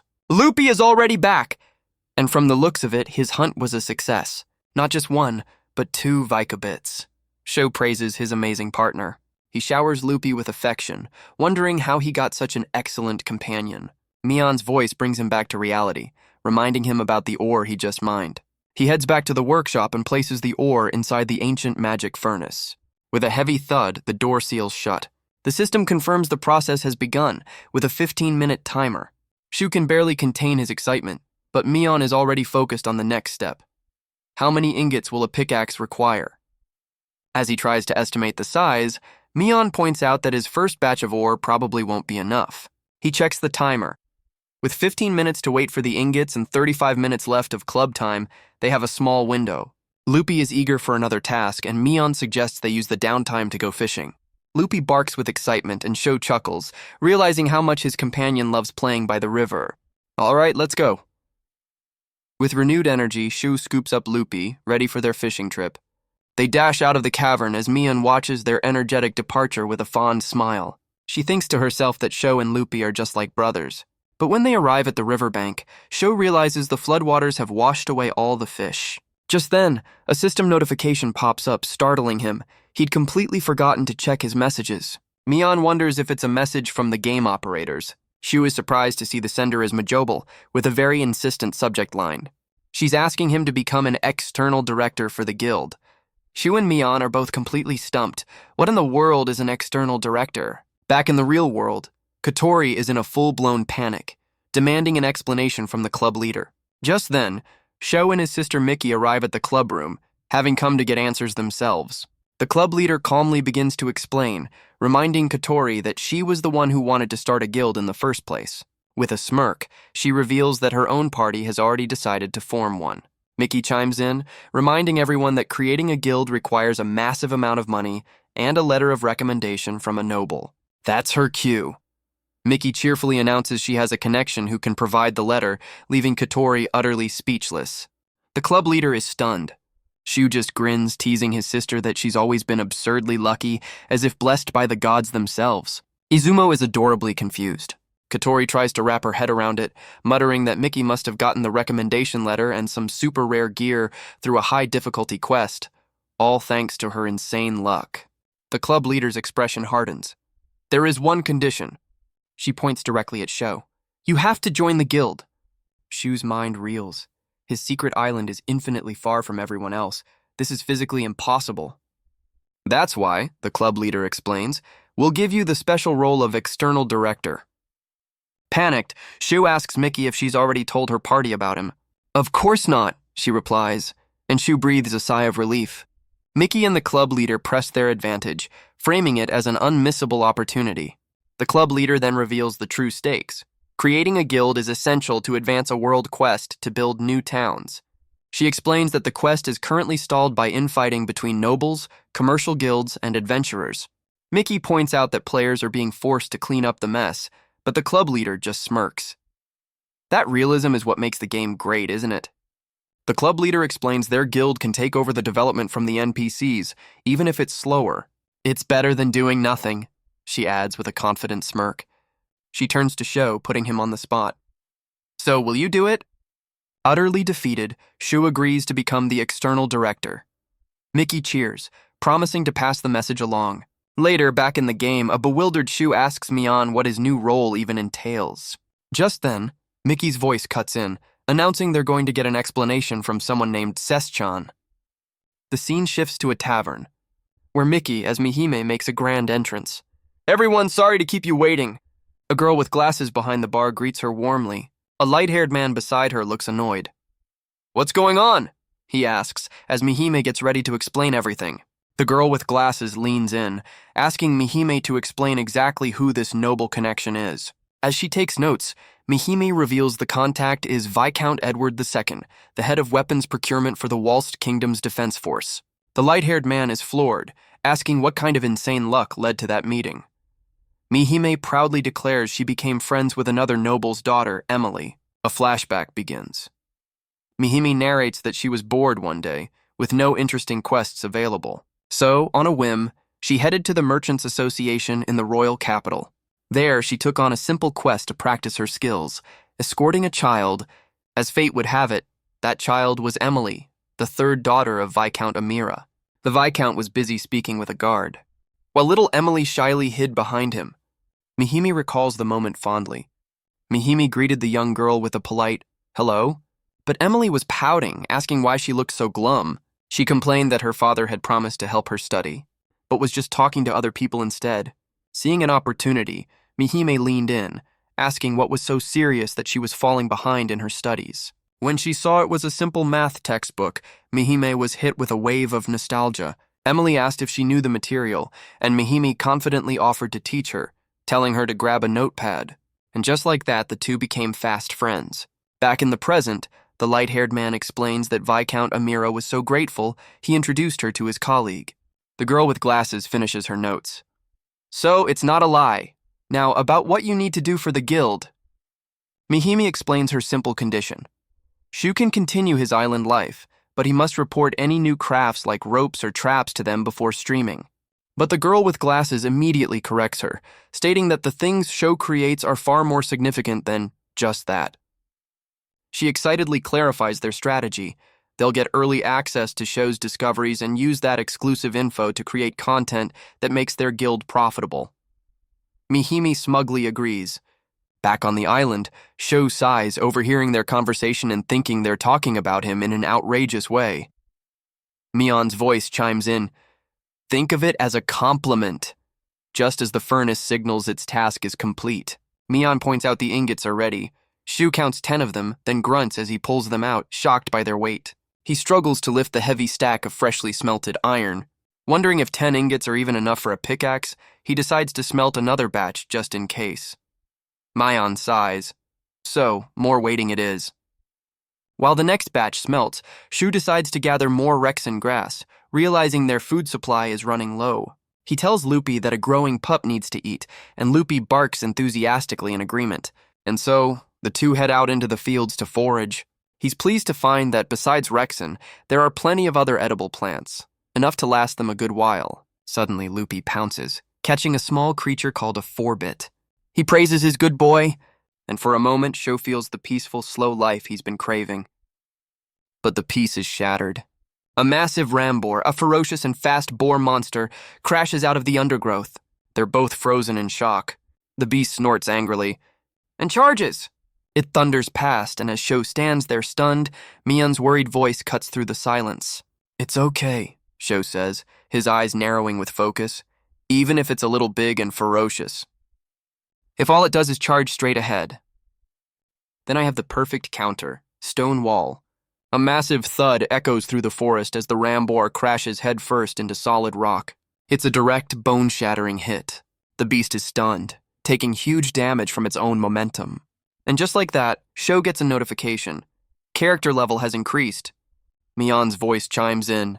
That was amazing, Shu, as he uses a praise on the defeated monster. The results are fantastic. The meat is delicious if prepared correctly, and its bones and hide can be used as crafting materials. Its body is huge, he thinks with a smile. This is quite a haul. Mion suggests, you should give Lupi a reward for being so brave. Shu agrees, carving off a juicy piece of ramboar tenderloin. Lupi happily devours his well-earned treat. A moment of pure, slow-life bliss. But it's cut short when his presence detection skill suddenly activates. There's something else out there? Mion can't see anything from her spectator view, wondering if it's another monster. Shu knows the skill only triggers when a creature is close. Very close. He scans the dense forest, searching for the source. It must be just on the other side of these trees, he murmurs. Mion's voice cuts through the tension. Be careful! And then, a hulking shadow emerges from the woods. It's an armor bear, the same colossal monster he and Lupi barely escaped from before. His mind races. What's the plan? And worse, could there be more of them nearby?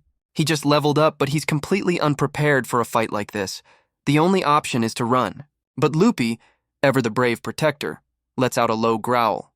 He's ready to take on the giant beast himself. Lupi, no, don't bark! Shu hisses, knowing any noise could be fatal. He lunges forward, scooping up his loyal companion before he can give away their position. He bolts, not daring to look back. They dive into the relative safety of their cave base. Once inside, Shu immediately checks on his partner. Lupi, are you all right? The poor pup is still trembling from the terrifying encounter. Shu can only look on, his own heart still pounding from their narrow escape. Just then, Mion's voice comes through. Shu, about that armor bear. Could it be the same one that attacked Lupi before we met? Her words hit home and Shu's fist clenches. He looks at his terrified companion. And with a surge of protective fury, he makes a vow. I've made up my mind. I'm going to take that thing down. Back in the real world, Izumo looks at him seriously. A way to defeat the armor bear? In the club room, Sho explains his sudden determination. The club leader notes his fiery attitude and he confirms, I want to defeat it for Lupi. It's the one that injured him before we met. The club leader brings him back to reality. That's a tough monster, usually requiring a full party to beat. Are you sure this isn't impossible? But then she smirks. However, I don't dislike that kind of fighting spirit. I might just give you a hint. As it happens, she reveals, my party has a subjugation quest for one tonight. Katori pops in, ecstatic about the content potential. Really? A strong enemy takedown stream will be a huge hit. Be sure to watch. Shu is overjoyed. Yes, thank you so much. He then looks around. By the way, where's Mion? I thought she was in the classroom earlier. Suddenly they hear a frantic muttering from the corner, where Izumo is having a full-blown meltdown over her video editing, prompting Sho to point and say, that girl over there is acting pretty suspicious. Mion sheepishly replies, you have a point. Later that night, back on his island, the weather takes a sudden and violent turn. A torrential downpour begins, catching Sho and Lupi completely by surprise. Well, it's raining, he sighs, just as his stomach lets out a loud growl. Looks like we can't go outside, he tells a happy Lupi. Guess we'll have to cook in the cave. With a plan in mind, a familiar figure suddenly materializes inside his base. It's Mion. Sorry I'm late, Shukun, she says, looking a little frazzled. I was just about to make some food, he tells her. Did the video editing go well? Mion proudly confirms that she managed to finish it. Shu smiles. I'm already looking forward to the next one. But then his expression changes as he notices something. What is it? Mion asks, noticing his sudden pause. Look, Shu says, pointing towards the back of the cave. Something's shining over there. As he kneels down to investigate, Mion asks if he's going to use appraise. Of course, he replies. He carefully picks up a tiny glowing crystal embedded in the rock. His eyes widen. The appraisal reveals it's a spirit stone, a magic crystal that houses a light spirit. Shu is floored. A spirit is dwelling inside it? Mion exclaims. Shu confirms that's what it says, baffled as to why it's in this cave. Mion's shock quickly turns to excitement as she realizes this means he can now acquire spirit magic. And just like that, a system notification confirms he's unlocked the new skill. All right, Mion cheers. Xiao reads the skill description. To use spirit magic, he just needs to convey an image to the spirit, and it will manifest it. Mion is impressed, but quickly points out that a skill this powerful will probably have a massive MP cost. Realizing this, Sho decides it's best to test any offensive spells in a safer, more open location. Mion then asks him to confirm something. You said it was a light spirit, right? She explains that she's been checking the forums and there's no information at all about light spirits, only wind, tree, water, and earth. Shu wonders if it's just an unlisted discovery. Mion advises him to try a simple spell first and to be careful. Holding the glowing stone, Sho focuses. All he has to do is visualize it. He closes his eyes, concentrating on a simple command. Create a gentle light to illuminate the cave. He pictures the light appearing near the ceiling, and when he opens his eyes, a small warm orb of light is floating exactly where he imagined it. Mion is in absolute awe. Amazing, she cries. As expected of you, Sho. You mastered it perfectly on your first try. But Shu is already thinking practically. Right, how much MP did that consume? He pulls up his status screen to check. It hasn't gone down at all. Mion explains that since it's a light spirit, its specialty magic barely uses any MP. Shu then wonders how long the orb will last. Mion warns him that he has to actively dispel it, and it will slowly drain his MP as long as it's active. So I'll have to be careful during combat, Sho concludes, but it should be fine for just lighting up the cave. But then, he notices something else. Lupi is looking incredibly sad. As Shu scoops him up to ask what's wrong, a loud rumbling sound gives away the real problem. Lupi is hungry. Shu hangs his head in shame. Sorry, Lupi. I completely forgot about dinner. Mion is left speechless. The next day at the computer club, Izumo finishes explaining the whole ordeal to the club leader. So that's how you acquired spirit magic? The club leader asks. Shu nervously confirms. Her reaction is pure shock. Was that a bad thing? Shu asks, confused. Bad? She exclaims. Listen, free spirits that haven't contracted with anyone are incredibly rare. and normally, only players who start as elves can even use spirit magic. As the club leader has a full-blown meltdown over how casually he stumbled upon this game-breaking discovery, Izumo tries to calm her down. Shu explains he was just looking for a light source, and Mion had pointed out that shiny things in dark places are usually a good sign. Meanwhile, the club leader is still losing her mind. Finally composing herself, she sighs. All right. As long as you understand just how valuable this discovery is, I guess it's fine. But you need to be extremely careful, she warns him. If word gets out that a human player can use spirit magic, the club leader asks if she can share this top-secret information with her own party members, and Shu immediately agrees, admitting he's not suited for the kind of deep analysis this requires. That's a huge help, she says. Being able to cooperate like this, even from far away, really makes it feel like we're fellow guild managers. Shu just smiles, happy to contribute. Oh, that reminds me, she says. Since we're on the topic, I should introduce you to my party. One of them might have some expertise in this area, so it's best you know who's who. Hold on a sec. She starts with Yuki, the leader of their production team who also handles all the accounting. Next is Zeld, their master craftsman who handles warhammers, blacksmithing, and woodworking. Then there's Jinbei, who specializes in swords, small shields, and pottery. Bacchus is their resident lumberjack and carpenter, handling axes and most of the heavy lifting. Season is their tailor, in charge of sewing, material processing, and crafting rapiers. And finally, De Maria, the calm, big sister type, who manages their farming, gardening, and alchemy. Xiao is impressed, noting that her party is full of members with very detailed, specialized skills. He figures they must have them because they get a lot of chances to put them to use. The club leader notices Izumo has gone quiet and asks if something is on her mind. Izumo admits she was just thinking about how many adults seem to play the game. Katori and the club leader laugh, agreeing that games are still fun even when you're a grown-up. The club leader then turns to their advisor asking, "What about you, Kumano-sensei? Don't you go on adventures in IRO?" The teacher shakes her head, explaining that she'd probably get told off for playing games with her students. "But don't you worry about it," she says with a knowing smile. "Teachers have their own ways of having fun." Her cryptic words hang in the air. "What does that mean?" Sho asks, but Kumano-sensei just chuckles, telling him and Izumo they'll understand when they're older. As the school day ends, the club members pack up and head home. Later, Shu logs back into IRO, where Mion tells him she's planning to log off early to watch the club leader's Subjugating stream. Shu says he's just there to check on the traps he set on the west side of the island. And besides, he wanted to spend some quality time with Lupi, suggesting they go gathering together. An idea Lupi is more than happy with. As they head west, Shu notes the area seems strangely empty of wildlife. He was hoping to at least find some birds.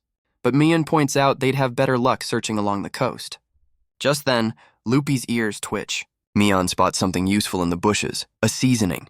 It's a greenberry fruit. The description says it's extremely sour, but Sho decides to try it anyway. He wonders just how bad it can be. He finds out immediately.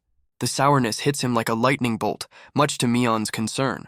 But as the initial shock wears off, a sweet aftertaste comes through. This could definitely be useful. Lupi, however, seems curious. Seeing his companion's sparkling eyes, Shu asks if he wants to try one too. He gives Lupi a fair warning about the taste. But it seems Lupi is determined to share the experience. With stars in his eyes, Lupi is all in. Xiao sighs, unable to resist his cute companion. All right, he says, offering up the berry. The moment it hits his tongue, Lupi's world turns sour, but just as quickly, the sweetness kicks in, and he's in heaven. Realizing its potential, Shu decides to gather some more for seasoning. Mion notes that getting the flavor balance right will be a challenge, but Shu is confident his skills are up to the task. With their gathering done, he decides it's time to check on his traps. He activates presence detection but finds only an unnerving silence. Or maybe something else is going on. And then he sees it, a massive paw print on the forest floor. He realizes his trap has been sprung, but the catch is gone. Mion asks if the prey escaped, but Shu suspects it was stolen.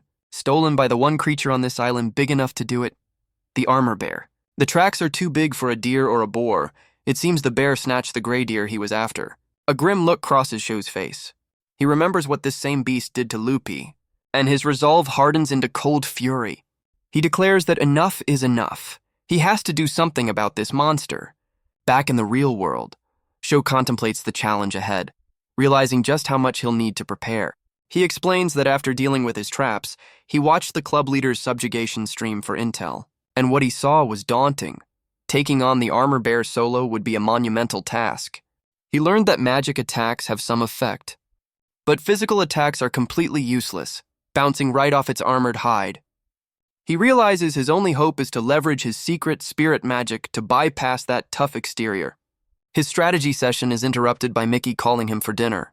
The next day, Izumo is still blushing over the meal. She gushes about how delicious it looked, prompting Sho to ask if Mickey posted it on social media again. Izumo admits she saw the post late at night, jealously declaring that Mickey is too lucky to eat his cooking every day. Back in IRO, it's time to take care of his other family member, telling Loopy it's time for dinner. Mion asks if he's planning on crafting new armor. Shu confirms he can, using the Rambor hide he just acquired. All he needs is the sewing skill. Mion connects the dots. She asks if this is all part of his preparation to fight the armor bear. With a determined smile, Sho says, "Of course," but he admits he's still missing a decisive move, prompting Mion to ask about the paralysis knife he used on the goblin leader. Shu explains the paralysis effect is too short to be effective against a monster as tough as the armor bear. Mion then suggests a different approach. What about magic? Shu pauses, realizing he hasn't used any magic since he built that stone wall during the flood. Mion excitedly adds that the club leader is an expert on elemental magic and could give him some pointers. Mion muses that while he could use his new spirit magic, she can't imagine what a light attack would even look like, guessing it probably isn't very strong. Shu decides to table the magic discussion for now, focusing on crafting his new armor first, which he figures won't take long. And just like that, it's done. A system notification announces his sewing skill has leveled up. Mion is ecstatic, pointing out his defense jumped from 5 all the way to 25, and she eagerly tells him to try it on. Xiao equips the new inner armor, remarking that its weight feels secure and protective. He tests its flexibility and confirms that it doesn't hinder his movement in the slightest. With his new gear sorted, Loopy suddenly perks up, his eyes sparkling with anticipation. Mion has a light bulb moment, realizing Loopy must have seen Sho getting ready and thought it was time for a walk. She playfully speaks for the excited pup, suggesting they head to the western forest since she still has time before she needs to log off. Shu agrees, remarking that the weather is finally nice after all the recent rain. Loopy barks excitedly, ready to go. Suddenly, he darts off into the bushes, having already sensed something interesting. As Loopy starts digging, Mion quickly tells Sho to use his appraise skill. The system identifies his find as a rootish, a vegetable with a thick, spicy root whose heat disappears when cooked. Another useful discovery, Mion happily confirms it's basically a daikon radish, a very handy ingredient to find. She's already brainstorming recipes, asking Sho if he'll make a stir-fry or maybe some grated daikon. Mion then notes that it looks a little different from the ones she's used to seeing. Shu agrees, and decides the only way to know for sure is to give it a taste. He takes a bite and Mion immediately panics, shouting that it's incredibly spicy. The intense flavor hits Sho like a truck as Mion asks if he's okay. He doubles over from the shock. Recovering, he complains that every flavor in this world seems to be on an extreme level. Mion, still concerned, suggests that simmering it will make it delicious, perfect for a dish like Odin. Xiao turns his attention to Loopy, praising him for setting a good example. He gives his companion a reassuring pat, but Mion notices something is off, asking if Loopy is in a bad mood. Shu just tells her not to worry. But Loopy lets out a low, unhappy growl. Suddenly, Sho realizes the truth behind Loopy's growl. It wasn't a bad mood. It was a warning. The armor bear has appeared right beside them. They're completely cornered by the massive beast. But this time, Shu isn't running. He steels himself, deciding he has no choice but to fight. The armor bear rears up, ready to attack. It brings its colossal paw crashing down towards Shu. But Loopy, loyal to the end, leaps forward to intercept the blow. With a single brutal swipe, the bear sends the tiny pup flying. Mion is horrified. She screams out a warning, but it's too late. Loopy takes the full force of the blow. Shu screams his companion's name in terror. He dives, catching Loopy midair. The sheer force of the blow sends him staggering back. He can't believe the monster's power. Fueled by rage, Shu retaliates with a fireball. It's a direct hit right in the bear's face. It landed. Seeing an opening, he prepares to press his advantage. He has to keep attacking. He unleashes a stone shard, but the shard just bounces off its thick hide. It has no effect. Xiao realizes the bear is only defending. This is his chance. Now, he thinks, I just have to land a hit with this. He whips out his poison-coated dagger, and with a practice flick, he sends it flying. Bullseye! The dagger sinks into the beast's back. All he needs is 30 seconds for the poison to work. The armor bear lets out a low, guttural growl and slowly turns around, completely unfazed. Shu's confidence shatters. It's not working? The poison had no effect at all. Enraged, the armor bear lets out a deafening roar. Shu and Mion can only watch in horror. A system window reveals the horrifying truth. This is a red armor bear, a rare mutation that appears when the beast's life is in danger. Xiao realizes its attack power is on another level, and his poison is completely useless. He's out of options. Before he can think, Mion screams his name as the beast charges. It's too fast! A single, brutal swipe sends him flying. The pain is immense, and a glance at his HP bar confirms his worst fears. A single hit took out half his health. Looming over him, the red armor bear prepares to finish the job. But in that moment of despair, a new resolve hardens in his eyes. Grabbing Lupi, he desperately calls out, "Spirit of Light!" A memory of a happier time with his companion flashes through his mind, fueling his determination. He makes a break for the trees. Mion, watching from the stream, shouts, "You might be able to get away!" But Sho glances back, his face set in stone. "No, I'm going to defeat it." He gives a command to his injured friend, "Lupi, bark for me!" The loyal pup lets out a sharp yip, momentarily distracting the bear. But Shu knows he can't outrun it. It's just too fast. So he falls back on a trusted strategy, shouting, "Stone wall." A thick stone wall erupts from the earth, blocking the monster's path. Crash! The red armor bear slams into it head-on, but the wall holds. Frustrated, the beast roars, unable to break through. Mion's voice cuts through the chaos. "You can't just outrun it! Bears can reach 40 kilometers an hour!" Then she shouts a vital piece of information. "Lupi is to the west." Shu whips his head around, spotting his injured companion. Behind the wall, a monstrous foot stomps the ground.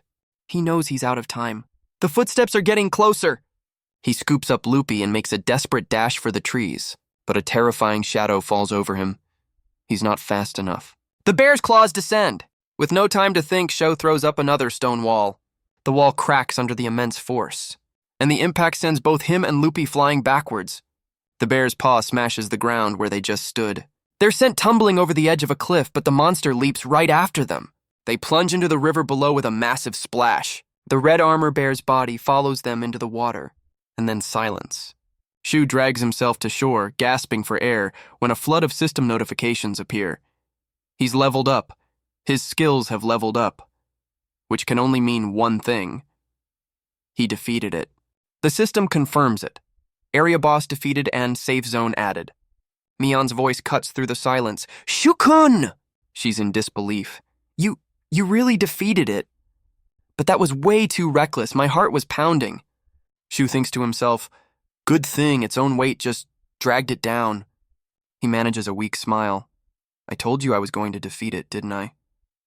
But the adrenaline wears off. Sorry, Mion. I'm so exhausted. I can't get up. The full weight of the battle finally crashes down on him. Mion gasps, horrified. Then a new problem dawns on Shu. I figured out how to beat it, but I never thought about how I'd retrieve the body. Mion asks if he's okay, and Shu admits, I never thought I'd have to haul it out of the river, but I'm fine. And hey, thanks to that reckless dive, my swimming and diving skills leveled up. Now time to get to work dismantling this beast. As he begins, he realizes the sheer volume of loot. Meat, bones, hide. There's so much of it. But then something catches his eye. A glittering object lies amongst the remains. It's a magic stone, Mion points out, but Shu notices something different. Yeah, but it's way bigger than usual. The description says it's medium. He muses that if it were any larger, it might be too big to carry. Just then, Mion exclaims, Ah, I knew it. There's a world announcement that you defeated the armor bear. Soloing an area boss is a huge deal, Shu. She pulls up the forums where players are buzzing with confusion. Most people don't even know what an area boss is, Shu thinks. Neither did I. I guess that thing really was a big deal. Exhausted from the battle and the aftermath, Shu stretches. All right, I'm logging out soon. I'm beat. Wait, Shu-kun, Mion says. Before you go, could you check your message inbox? Mion asks, and a confused Shu agrees. He opens it and finds it completely flooded with messages from the entire computer club, all demanding to know what happened. After logging out, he finds himself summoned to the virtual club room. His sister Mihime is beaming with pride. As expected of my big brother. The rest of the club is gathered around a table, waiting for the full story. The club leader tries to piece it together. So let me get this straight. You defeated it by falling into the ocean? Majobel offers a more detailed theory. To be precise, it seems the water weakened it, allowing the poison on his knife to finally work. The club leader turns to Mion for confirmation, but she admits she couldn't see anything once they went underwater. She wonders aloud, maybe the spectator camera doesn't work underwater? Is that a game mechanic? Majobel suggests they ask the developers, since not being able to see underwater fights would be a problem. That's when Sho has a sudden thought. He recalls the ambush. How did the armor bear just appear out of nowhere? My presence detection skill went off, which is the only reason I could react, but... Mickey, however, has a much simpler philosophy. Who cares about the details? If you can beat it, you beat it. If you see a shield, you just smash it. The club leader sighs but agrees to handle it. I'll send an inquiry to the devs about the underwater camera. But Majobel, ever the professional, is already focused on the content. So, Mion, when's the video going up? This is going to be a massive hit. Mion is caught completely off guard. She stammers out the current schedule. Well, next Tuesday is rope making and Thursday is blacksmithing and sewing, so it'll have to be after that. Majobel goes quiet, a thoughtful look on her face. Something feels off, she muses. Defeating an area boss is a huge deal. But what if this causes another one to evolve somewhere else? The club leader agrees. I see. It's probably best we share that information quickly. But Mickey cuts in. Hold on. I don't think it's right for Majobel Dono to be the one to announce it on Seizure. A tense silence hangs in the air, until the club leader slams her hand down. Stop! Stop! Majobel points out, if we can't come to a conclusion, we should ask someone else for their opinion. The club leader's eyes light up. That's it. I know a reliable consultant we can ask. With that, she ends the meeting. All right, that's all for today. Everyone get to bed early. The next day, back in the real-world club room, the class rep has an idea. How about a short video? Shu and Izumo are surprised. A short video? You mean one that's less than a minute long? Exactly, she says, holding up her phone. They're often used for memes, but they're also perfect for quick announcements. Shu asks Mion if her video idea will work. Well, we can edit in the part where the armor bear transformed and tie it into the world announcement. Shu smiles, completely confident in her skills. I can already picture it. It'll be great. Just then, the club leader calls out to him. Shu-kun, you got a minute? She gestures to her laptop. I want you to watch the archive of my stream from yesterday. I announced the guild's formation, so I need to fill you in. She hits play. On the screen, Majobel's avatar stands solemnly at a podium surrounded by microphones. She begins formally, Ahem. Everyone, thank you for gathering here today. Shu deadpans, is this a press conference? Majobel's serious expression suddenly breaks into a brilliant smile. I'm sure many of you already know, but I, Majobel, have gathered my allies, and with their support, now we have officially established the Players' Guild, the Silver Hall. However, I'm not the representative, Majobel clarifies, as a blonde girl pops up beside her. That would be Cess. A pleasure to meet you all. Shu looks confused. So the club leader isn't the representative either, he murmurs. For various reasons, he asks. The club leader just hums evasively. Her expression turns serious. The reason I'm not the representative is due to some minor problems with my past behavior. Something in her past? Sho wonders. His mind flashes to a notorious event, the Stone Wall incident. He remembers now. So you understand the gist of it now, don't you? The club leader asks. Shu sweats. You don't have to be coy, it's all over the game's wiki. She looks away, flustered. I swear, there was no ill intent. I was just describing what would happen. Okay, let's get this posted, the class rep says decisively.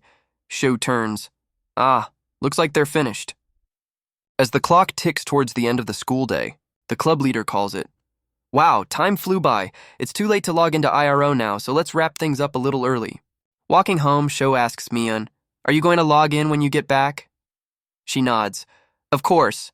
I want to make a new dish for Loopy." The thought of new recipes has Mion practically vibrating with excitement. Later that evening, Shu logs into the game, but a sudden, unexpected voice makes him jump. "Welcome!" He finds himself floating in a strange digital void. Wait, this isn't my usual spot. A girl appears before him. "Welcome to the GM room. My name is Chaco, and I'm the head GM." Shu is utterly stunned. "The head GM?" Xiao recognizes her instantly. "You're the host from the update stream." He's immediately suspicious. "What does someone so important want with me?" Chaco explains she's here about the inquiry sent yesterday, and Shu suddenly remembers. "Oh, that." She confirms the spectator camera not working underwater was a bug and apologizes profusely. "We also received a question about the armor bear," she adds, explaining the underwater camera has been fixed. Chaco reveals that the monster's spawn behavior has been acting strangely since the last maintenance. A GM noticed the issue and tried to manually respawn it.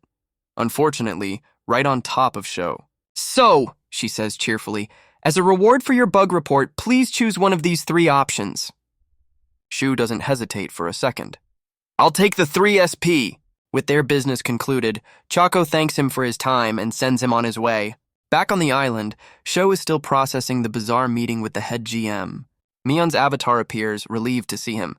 "Shu-kun, you're back." "Sorry to keep you waiting," he says. "I was gone for a little while."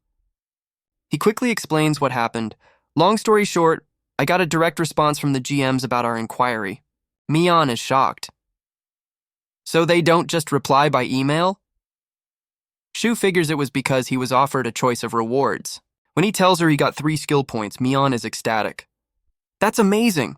But his explanation is cut short by an enthusiastic tackle from a very happy Loopy.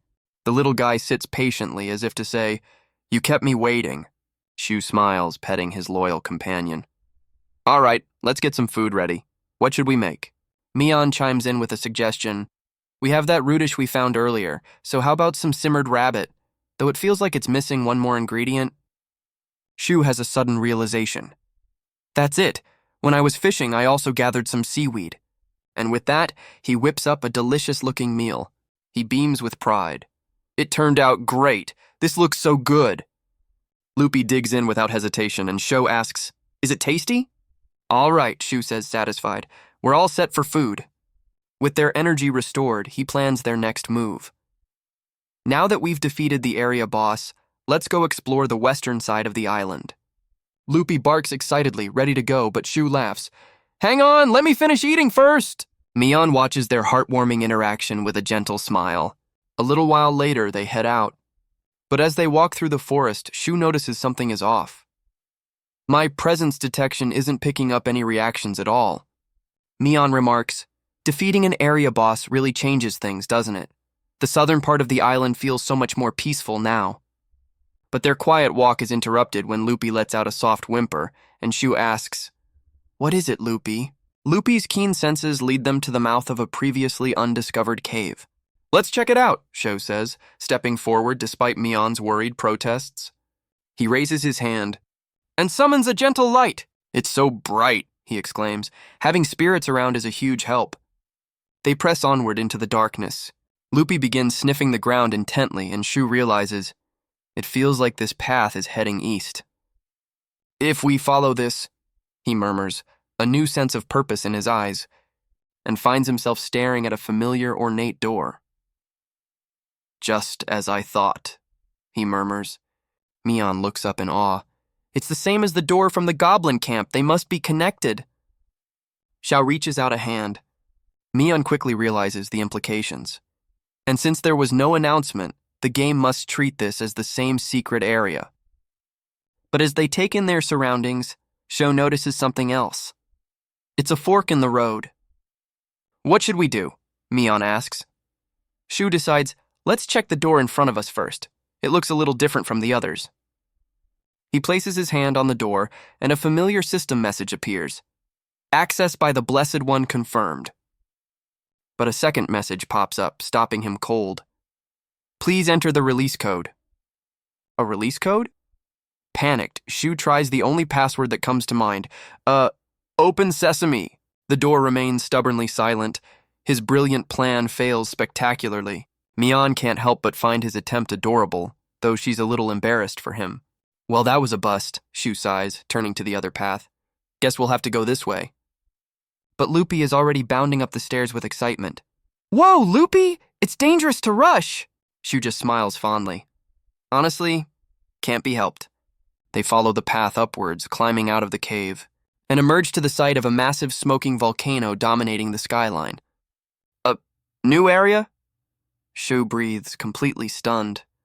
Mian's voice cuts in. Are you okay? For some reason, this place feels even more dangerous than the volcano. Shu replies, We won't know until we go in. Their path leads them to a creepy, dilapidated building. A haunted house, Shu mutters. Guess we have no choice but to investigate. His eyes narrow with resolve. As they approach, Shu surveys the overgrown yard around the dilapidated building. Suddenly, he spots movement. It's a whole colony of Vicabits. Looks like Loopy will have plenty to hunt in this new area. His slow life instincts immediately kick in. Once we're done investigating, I've got a lot of weeding to do. But first, he inspects the building's exterior. The stone and wood are pretty old. I'll probably need to use stone wall to patch this up. He gives the wall a solid knock to test its integrity. Mian materializes, shocked by the sound. Wait, are you trying to break it? Just checking its durability, Xiao reassures her. It's surprisingly sturdy for its age. Satisfied with the structure, he turns to the entrance. All right, let's head inside. He reaches for the door, ready to uncover the secrets of the abandoned house. But the door doesn't budge. It won't open, he says, pulling again. Mian thinks aloud. Is it latched from the inside? What do we do? Loopy tugs on Shou's pant leg, looking up expectantly. A sudden realization dawns on Shou. Wait, you're not suggesting... Loopy lets out a sharp affirmative bark. Shou grins. Well, I guess we have no choice. Let's go, Loopy. He gets a firm grip on the doorframe. Together, man and beast brace for impact. Ready? Set! Break it down! He yells, putting his full weight into the charge. Crash! The old door splinters, sending a cloud of dust and debris flying. There's too much dust! Shou yells. Loopy, get back for now! As the dust begins to settle, he coughs, checking on his partner. Loopy, are you okay? Mian's avatar appears, scolding them. You're both so reckless. Shou just brushes himself off, completely unfazed by her concern. All right, the dust has settled. Let's head in, he says, but we'll be more careful this time. He cautiously steps inside. The interior is surprisingly clean, and looks like some kind of old workshop. It's completely barren. There's almost nothing in here, Shou observes. But Loopy, ever the brave explorer, dashes inside, making Shou yelp, Loopy, be careful! Suddenly, a loud creak echoes through the workshop. Xiao realizes the wooden floor is severely deteriorated, and Mian agrees, warning there could be holes. To be safe, Shou summons his spirit magic, creating small orbs of light to illuminate their path. The only thing of interest is a staircase leading down into the darkness. Loopy, stay behind me, he commands. He carefully begins his descent, eyes sharp and focused on whatever lies below.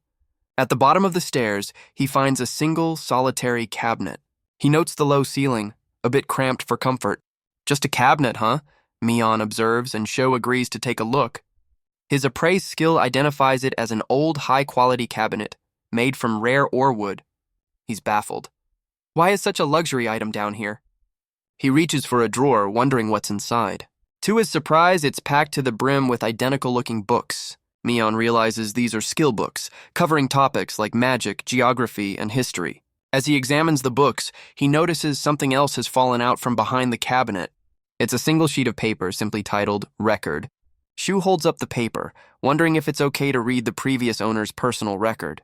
Mian reasons that if they left the door unlocked, they probably didn't mind. He notes the brown stains on the paper, but Mian thinks it's just old parchment.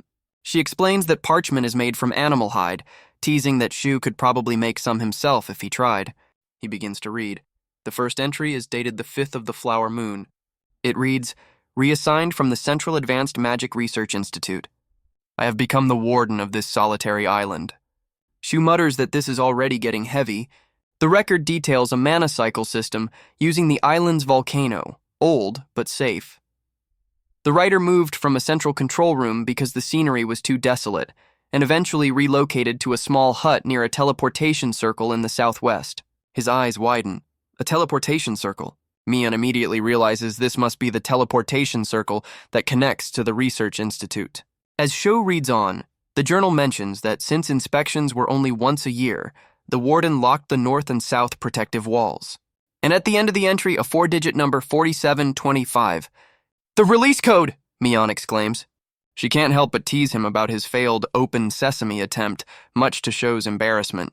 Mion muses that for all its secrets, the journal is mostly filled with mundane details about cooking and fishing. She finds the warden's slow life entries strangely relatable, and Shu quietly agrees. But the tone of the journal suddenly shifts. A colleague appeared through the circle. The director caused some equipment to go haywire, and a forced shutdown failed. The warden's final entry reads, "I have no choice but to help." A chilling realization dawns on Sho. This means the warden never came back, did they? Mion suggests they hold off on using the teleportation circle for now, and Shu agrees. Suddenly, Sho realizes it's almost 11 p.m. and he needs to log out. But just as he's about to, a massive world announcement flashes across his screen. The Palteam Kingdom has been founded.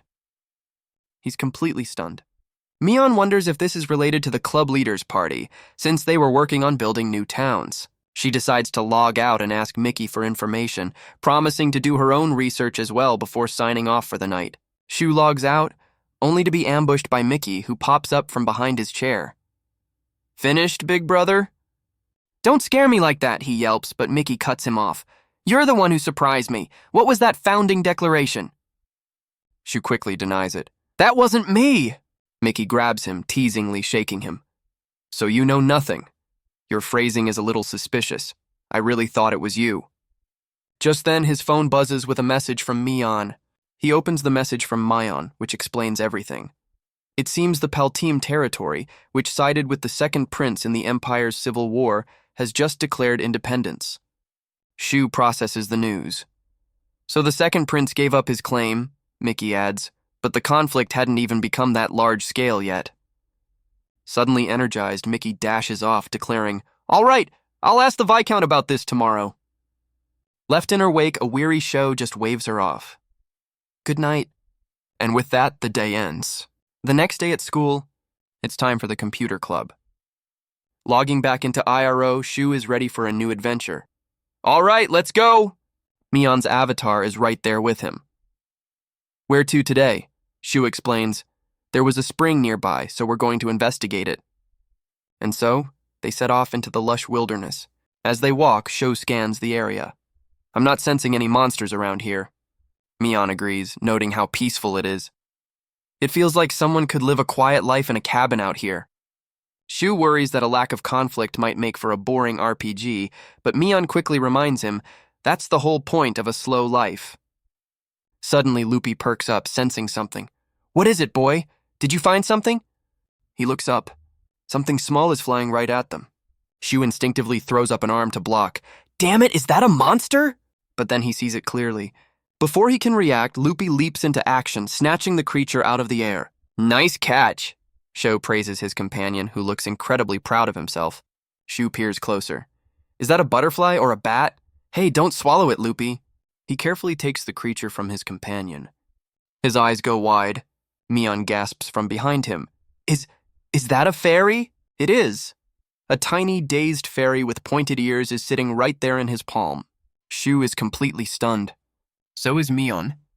He turns to Loopy, panicked. "You didn't bite down, did you? Please tell me it's not dead."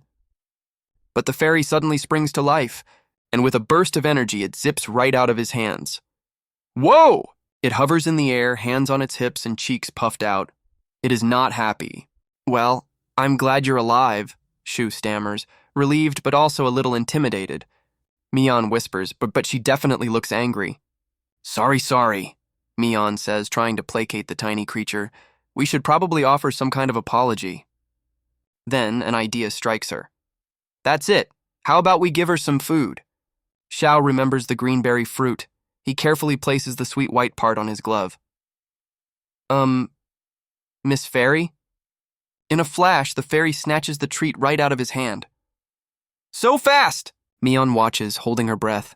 The fairy's anger melts away, replaced by a look of pure, sparkling delight. She begins zipping around them in happy circles. Looks like she likes it, Mion says with a relieved smile. The fairy's friends join her, and Sho wonders if they want some too. Mion quickly offers another piece of the sweet fruit. The fairy is overcome with pure, sugary bliss. Shu deadpans. She was furious a second ago and now she's in a great mood. This kind of selfish behavior? It's giving me déjà vu, he thinks, as an image of his sister Mickey pops into his head. With a trail of sparkles, the fairy zips into the air. Mion looks up, surprised. What should we do? She asks before suggesting, how about we try to find out where she came from? Shu agrees. You're right. If we search in the direction she came from, we should find her home. The tiny creature lands on his shoulder and he asks, I guess it's okay if you ride along? The fairy seems to have taken a liking to him, puffing its chest out proudly, and so they follow their tiny guide. Their journey leads them to a breathtaking field of white flowers. I had no idea a place like this existed on the island, Sho says in awe. Suddenly the fairy takes flight again, leaving a trail of sparkles. It zips upwards towards a massive, ancient-looking tree. Is that tree its home? Mion wonders. But Sho hesitates, prompting Mion to ask, aren't you going to follow it? I'm curious, he admits with a smile, but I think I'll save this for later. He explains, whether this is a quest or part of the story, it feels like it could be a long one. And right now, he says, turning away, I need to prioritize renovating that workshop. All right, back to the workshop it is, Mion agrees. Returning to the dilapidated hut, Mion asks, so are you starting the renovation right away? That's the plan, Shu says, but first I wanted to run my ideas by you, Mion. He lays out his strategy. First, I'll build a warehouse right next to the hut on the east side. The roof is so old it'll definitely leak when it rains, he explains. I need to move everything from upstairs to a safe place first. When Mion asks if he'll use wood, Sho shakes his head. No, I'll make it out of stone. I can use my stone wall skill. So after that, you'll dismantle the hut? She clarifies. Yep, he confirms. Roof, then walls and floor. I have to work fast before it rains again. Standing on the roof with Loopy, they both look to the sky. I really hope this good weather holds, Mion says. With the plan set, Shu heads down into the basement. His goal is to move the precious skill books from the cabinet to a safer location. It'd be a disaster if these got wet, Shu mutters. They're too valuable. I haven't even read them all yet, he thinks, before noticing something tucked away. He pulls out another book. It's a skill book for basic magic. Mion's icon vibrates with excitement. I want to read it, but shouldn't you be renovating? Seeing the time, Mion sighs. We'll have to continue tonight, she says, as Loopy dozes off nearby. Time really flies, Mion remarks. Shu smiles warmly. That's just how it is when you're playing a game. His simple, happy statement catches Mion completely off guard. Yes, that's right, she stammers, flustered. As Shu stretches to log out, Mion stops him. Wait, Shu-kun, before you go, can I ask one more thing? What is it? Shu asks. Could I have just a little bit of your time tomorrow morning? She asks nervously. In the morning? He repeats, surprised. Sure, if it's just for a little while. Mion quickly explains. I have to make breakfast, so it'll be pretty early, but it's okay. All right then, Shu agrees. See you tomorrow. The next morning, Shu logs in, wondering if Mion is online yet. Suddenly, a figure peeks out from behind him. Shu-kun, good morning, Mion chirps. Oh, you're here, he replies, startled. So what's this about? He asks. Mion blushes. It's not for club activities. It's more for my own satisfaction, but I wanted to show you something as soon as I could. She reaches out to a virtual screen. I want you to make this, she says, her eyes sparkling with excitement. Xiao stares at the screen, confused by the simple, childlike drawing. A housing app? He exclaims in surprise. That's right, Mion confirms with a proud smile. She admits it's just a trial version with basic icons, but Shu is impressed. No, this is actually really easy to understand. He notices a particularly cute detail on the layout. Is the little dog in front of the hut Loopy? He asks. Of course, Mion beams. He nervously asks if he can use it too, and she reassures him she's kept the controls simple. A warm, appreciative smile spreads across Sho's face. Seeing his happy reaction, Mion blushes and smiles back. I was thinking of putting the cooking area outside just like this, Shu says, pointing to the plan. That's a great idea, Mion agrees. How about we add a flower bed around the house? Shu suggests, pointing at the screen. Mion considers it. Maybe we should keep the path to the spring clear. Shu agrees. You're right, it's not like we need a fence for privacy out here. They share a warm, happy smile. This is looking great, Shu exclaims. Oh, speaking of which.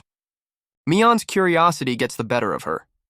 Shu, you live in a detached house, don't you? He confirms. Yeah, in the real world I do. A wistful look crosses his face. I'm actually a little jealous. We live in an apartment building. Mion is taken aback. Really? But the house I live in now isn't really my style. My personal preference is... Shu begins, a determined look on his face. He pulls up an image of a grand traditional Japanese estate. Something like this! So you like Japanese-style architecture, Mion observes. Shu clarifies. Yeah, my grandpa's house is like this, just not quite as huge. Mion blushes, completely charmed. A garden with a pond. That's so wonderful. Shu turns the question back to her. What about you, Mion? Do you have a dream house in mind? She hesitates for a moment, a blush creeping up her face. Then she beams, her cheeks bright red. I like this house too. Shu's face lights up with a warm, happy smile. All right then, he declares. Let's build a house just like this. Mion eagerly agrees. With their new goal set, Sho clenches his fist. All right. He looks out at the overgrown area with renewed vigor. I'm going to perfectly clear all this grass. Before dinner time. But his motivation immediately crashes as the reality of the monumental task sinks in. Mion can only offer a weak word of encouragement as his fighting spirit completely evaporates. But a supportive bark from Loopy is all it takes to snap him out of it. He tells his furry friend to go play for a while. Mion notes that Loopy might be getting restless, and Shu admits he wishes he could just play catch with him instead of working. Mion, ever the strategist, suggests he pick up the gardening or farming skill to speed things up. With his extra SP, he immediately acquires both, his resolve renewed. He turns his attention back to the task at hand. With one last cheer from Mion, he's ready to begin. 1 hour later, the land is finally cleared. He basks in the sweet feeling of accomplishment as Mion congratulates him. With the area prepped, Sho decides the next step is to build the stone warehouse to store the books. But before laying any stones, he drives stakes into the ground. He explains that he's marking out a perfect rectangle to use as a guide. Mion teases him for being so meticulous, but he insists it's just for his own satisfaction. He ties the rope tightly around the stakes. Creating a perfect outline for the foundation, now he just has to figure out how big this warehouse needs to be. Mion realizes that using stone wall to build the entire structure will require a huge amount of MP. Shu agrees, deciding to take it slow and steady, building bit by bit with plenty of breaks. As he relaxes, he notices something approaching. It's Loopy, returning from his hunt and looking absolutely delighted. Shu crouches down, happy to see his partner. Mion points out something odd. Loopy is sparkling. Shu leans in for a closer look, wondering what's going on. Without warning, Loopy gives him an affectionate lick. A system notification pops up, announcing his MP has been restored, leaving Sho completely baffled. Mion immediately speculates that Loopy must have some kind of support skill. Shu can't help but praise his amazing companion. With his MP fully restored, he declares they'll finish the stonework in one go. The scene shifts to the real world, where Sho is happily absorbed in the game at the computer club. Finally logging off, he stretches, remarking that thanks to Loopy, he made a ton of progress. Just then, Katori arrives, cheerfully greeting Shu, Izumo, and the club leader. She immediately notices that the club leader looks absolutely exhausted. Katori comments on how much fun Sho and Izumo seem to be having and asks if the club leader wasn't playing IRO. The club leader responds with a silent, pointed glare. Sho looks over, confused by the sudden tension. His eyes then land on the cause of her stress, a mountain of paperwork on her desk. It's homework, the club leader admits as Izumo looks on, confused. Just then, Kumano-sensei appears at the door, asking if her homework is finished. Almost! The club leader panics, resigning herself to staying late. Later, as they're leaving school, Izumo nervously calls out to Sho. He asks what's wrong, but she can only stammer, completely flustered. Finally, she manages to say she has a favor to ask, and Sho readily agrees. She takes a deep, blushing breath, and then she asks him to come over to her house this weekend. Their eavesdropping friends immediately lose it, with the club leader grabbing Sho and demanding to know if he's going to meet Izumo's parents. She starts giving him frantic advice on proper etiquette, while a mortified Izumo desperately tries to tell them they've got it all wrong. The club leader's fist clenches. She grabs onto Kumano-sensei, begging her not to leave her alone with her mountain of homework. Izumo finally clarifies that since their club activities are now generating income, she needs to explain it to her parents, and she wants Sho to help.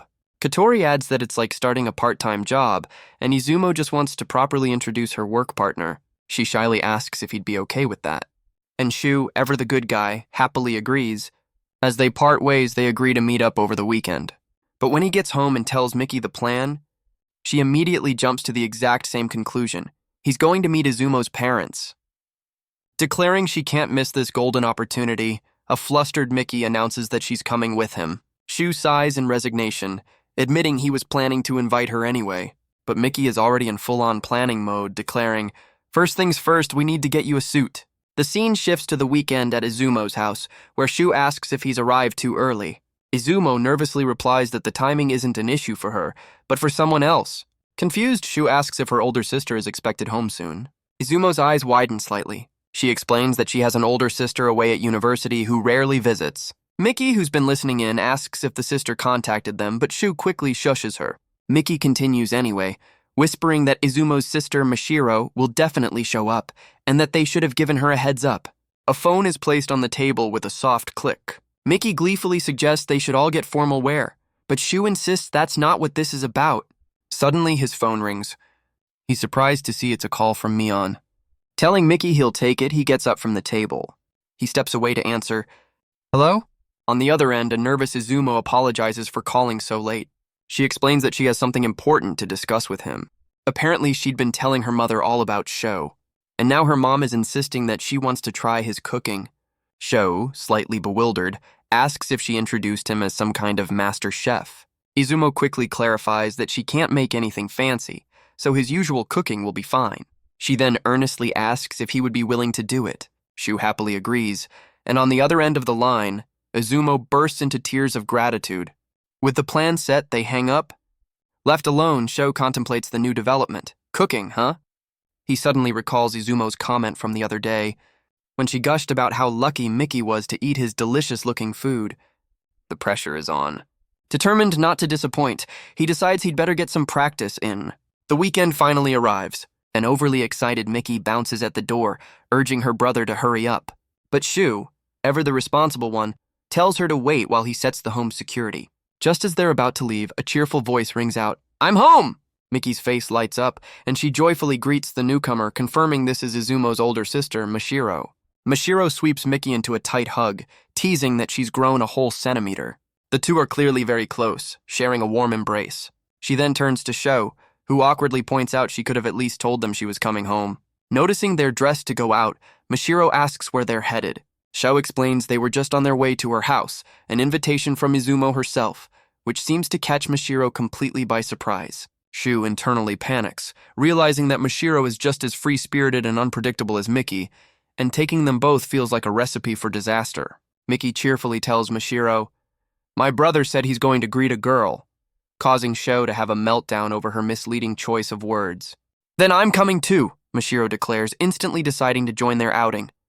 And so the trio sets off. As they walk, Mashiro mentions that IRO is incredibly popular at her university dorm as well. She then asks about Mion, wondering what kind of person she is and admitting she doesn't get along well with overly cooperative types. She even jokes about whether online games are allowed in the dorms, comparing the rules to a military barracks.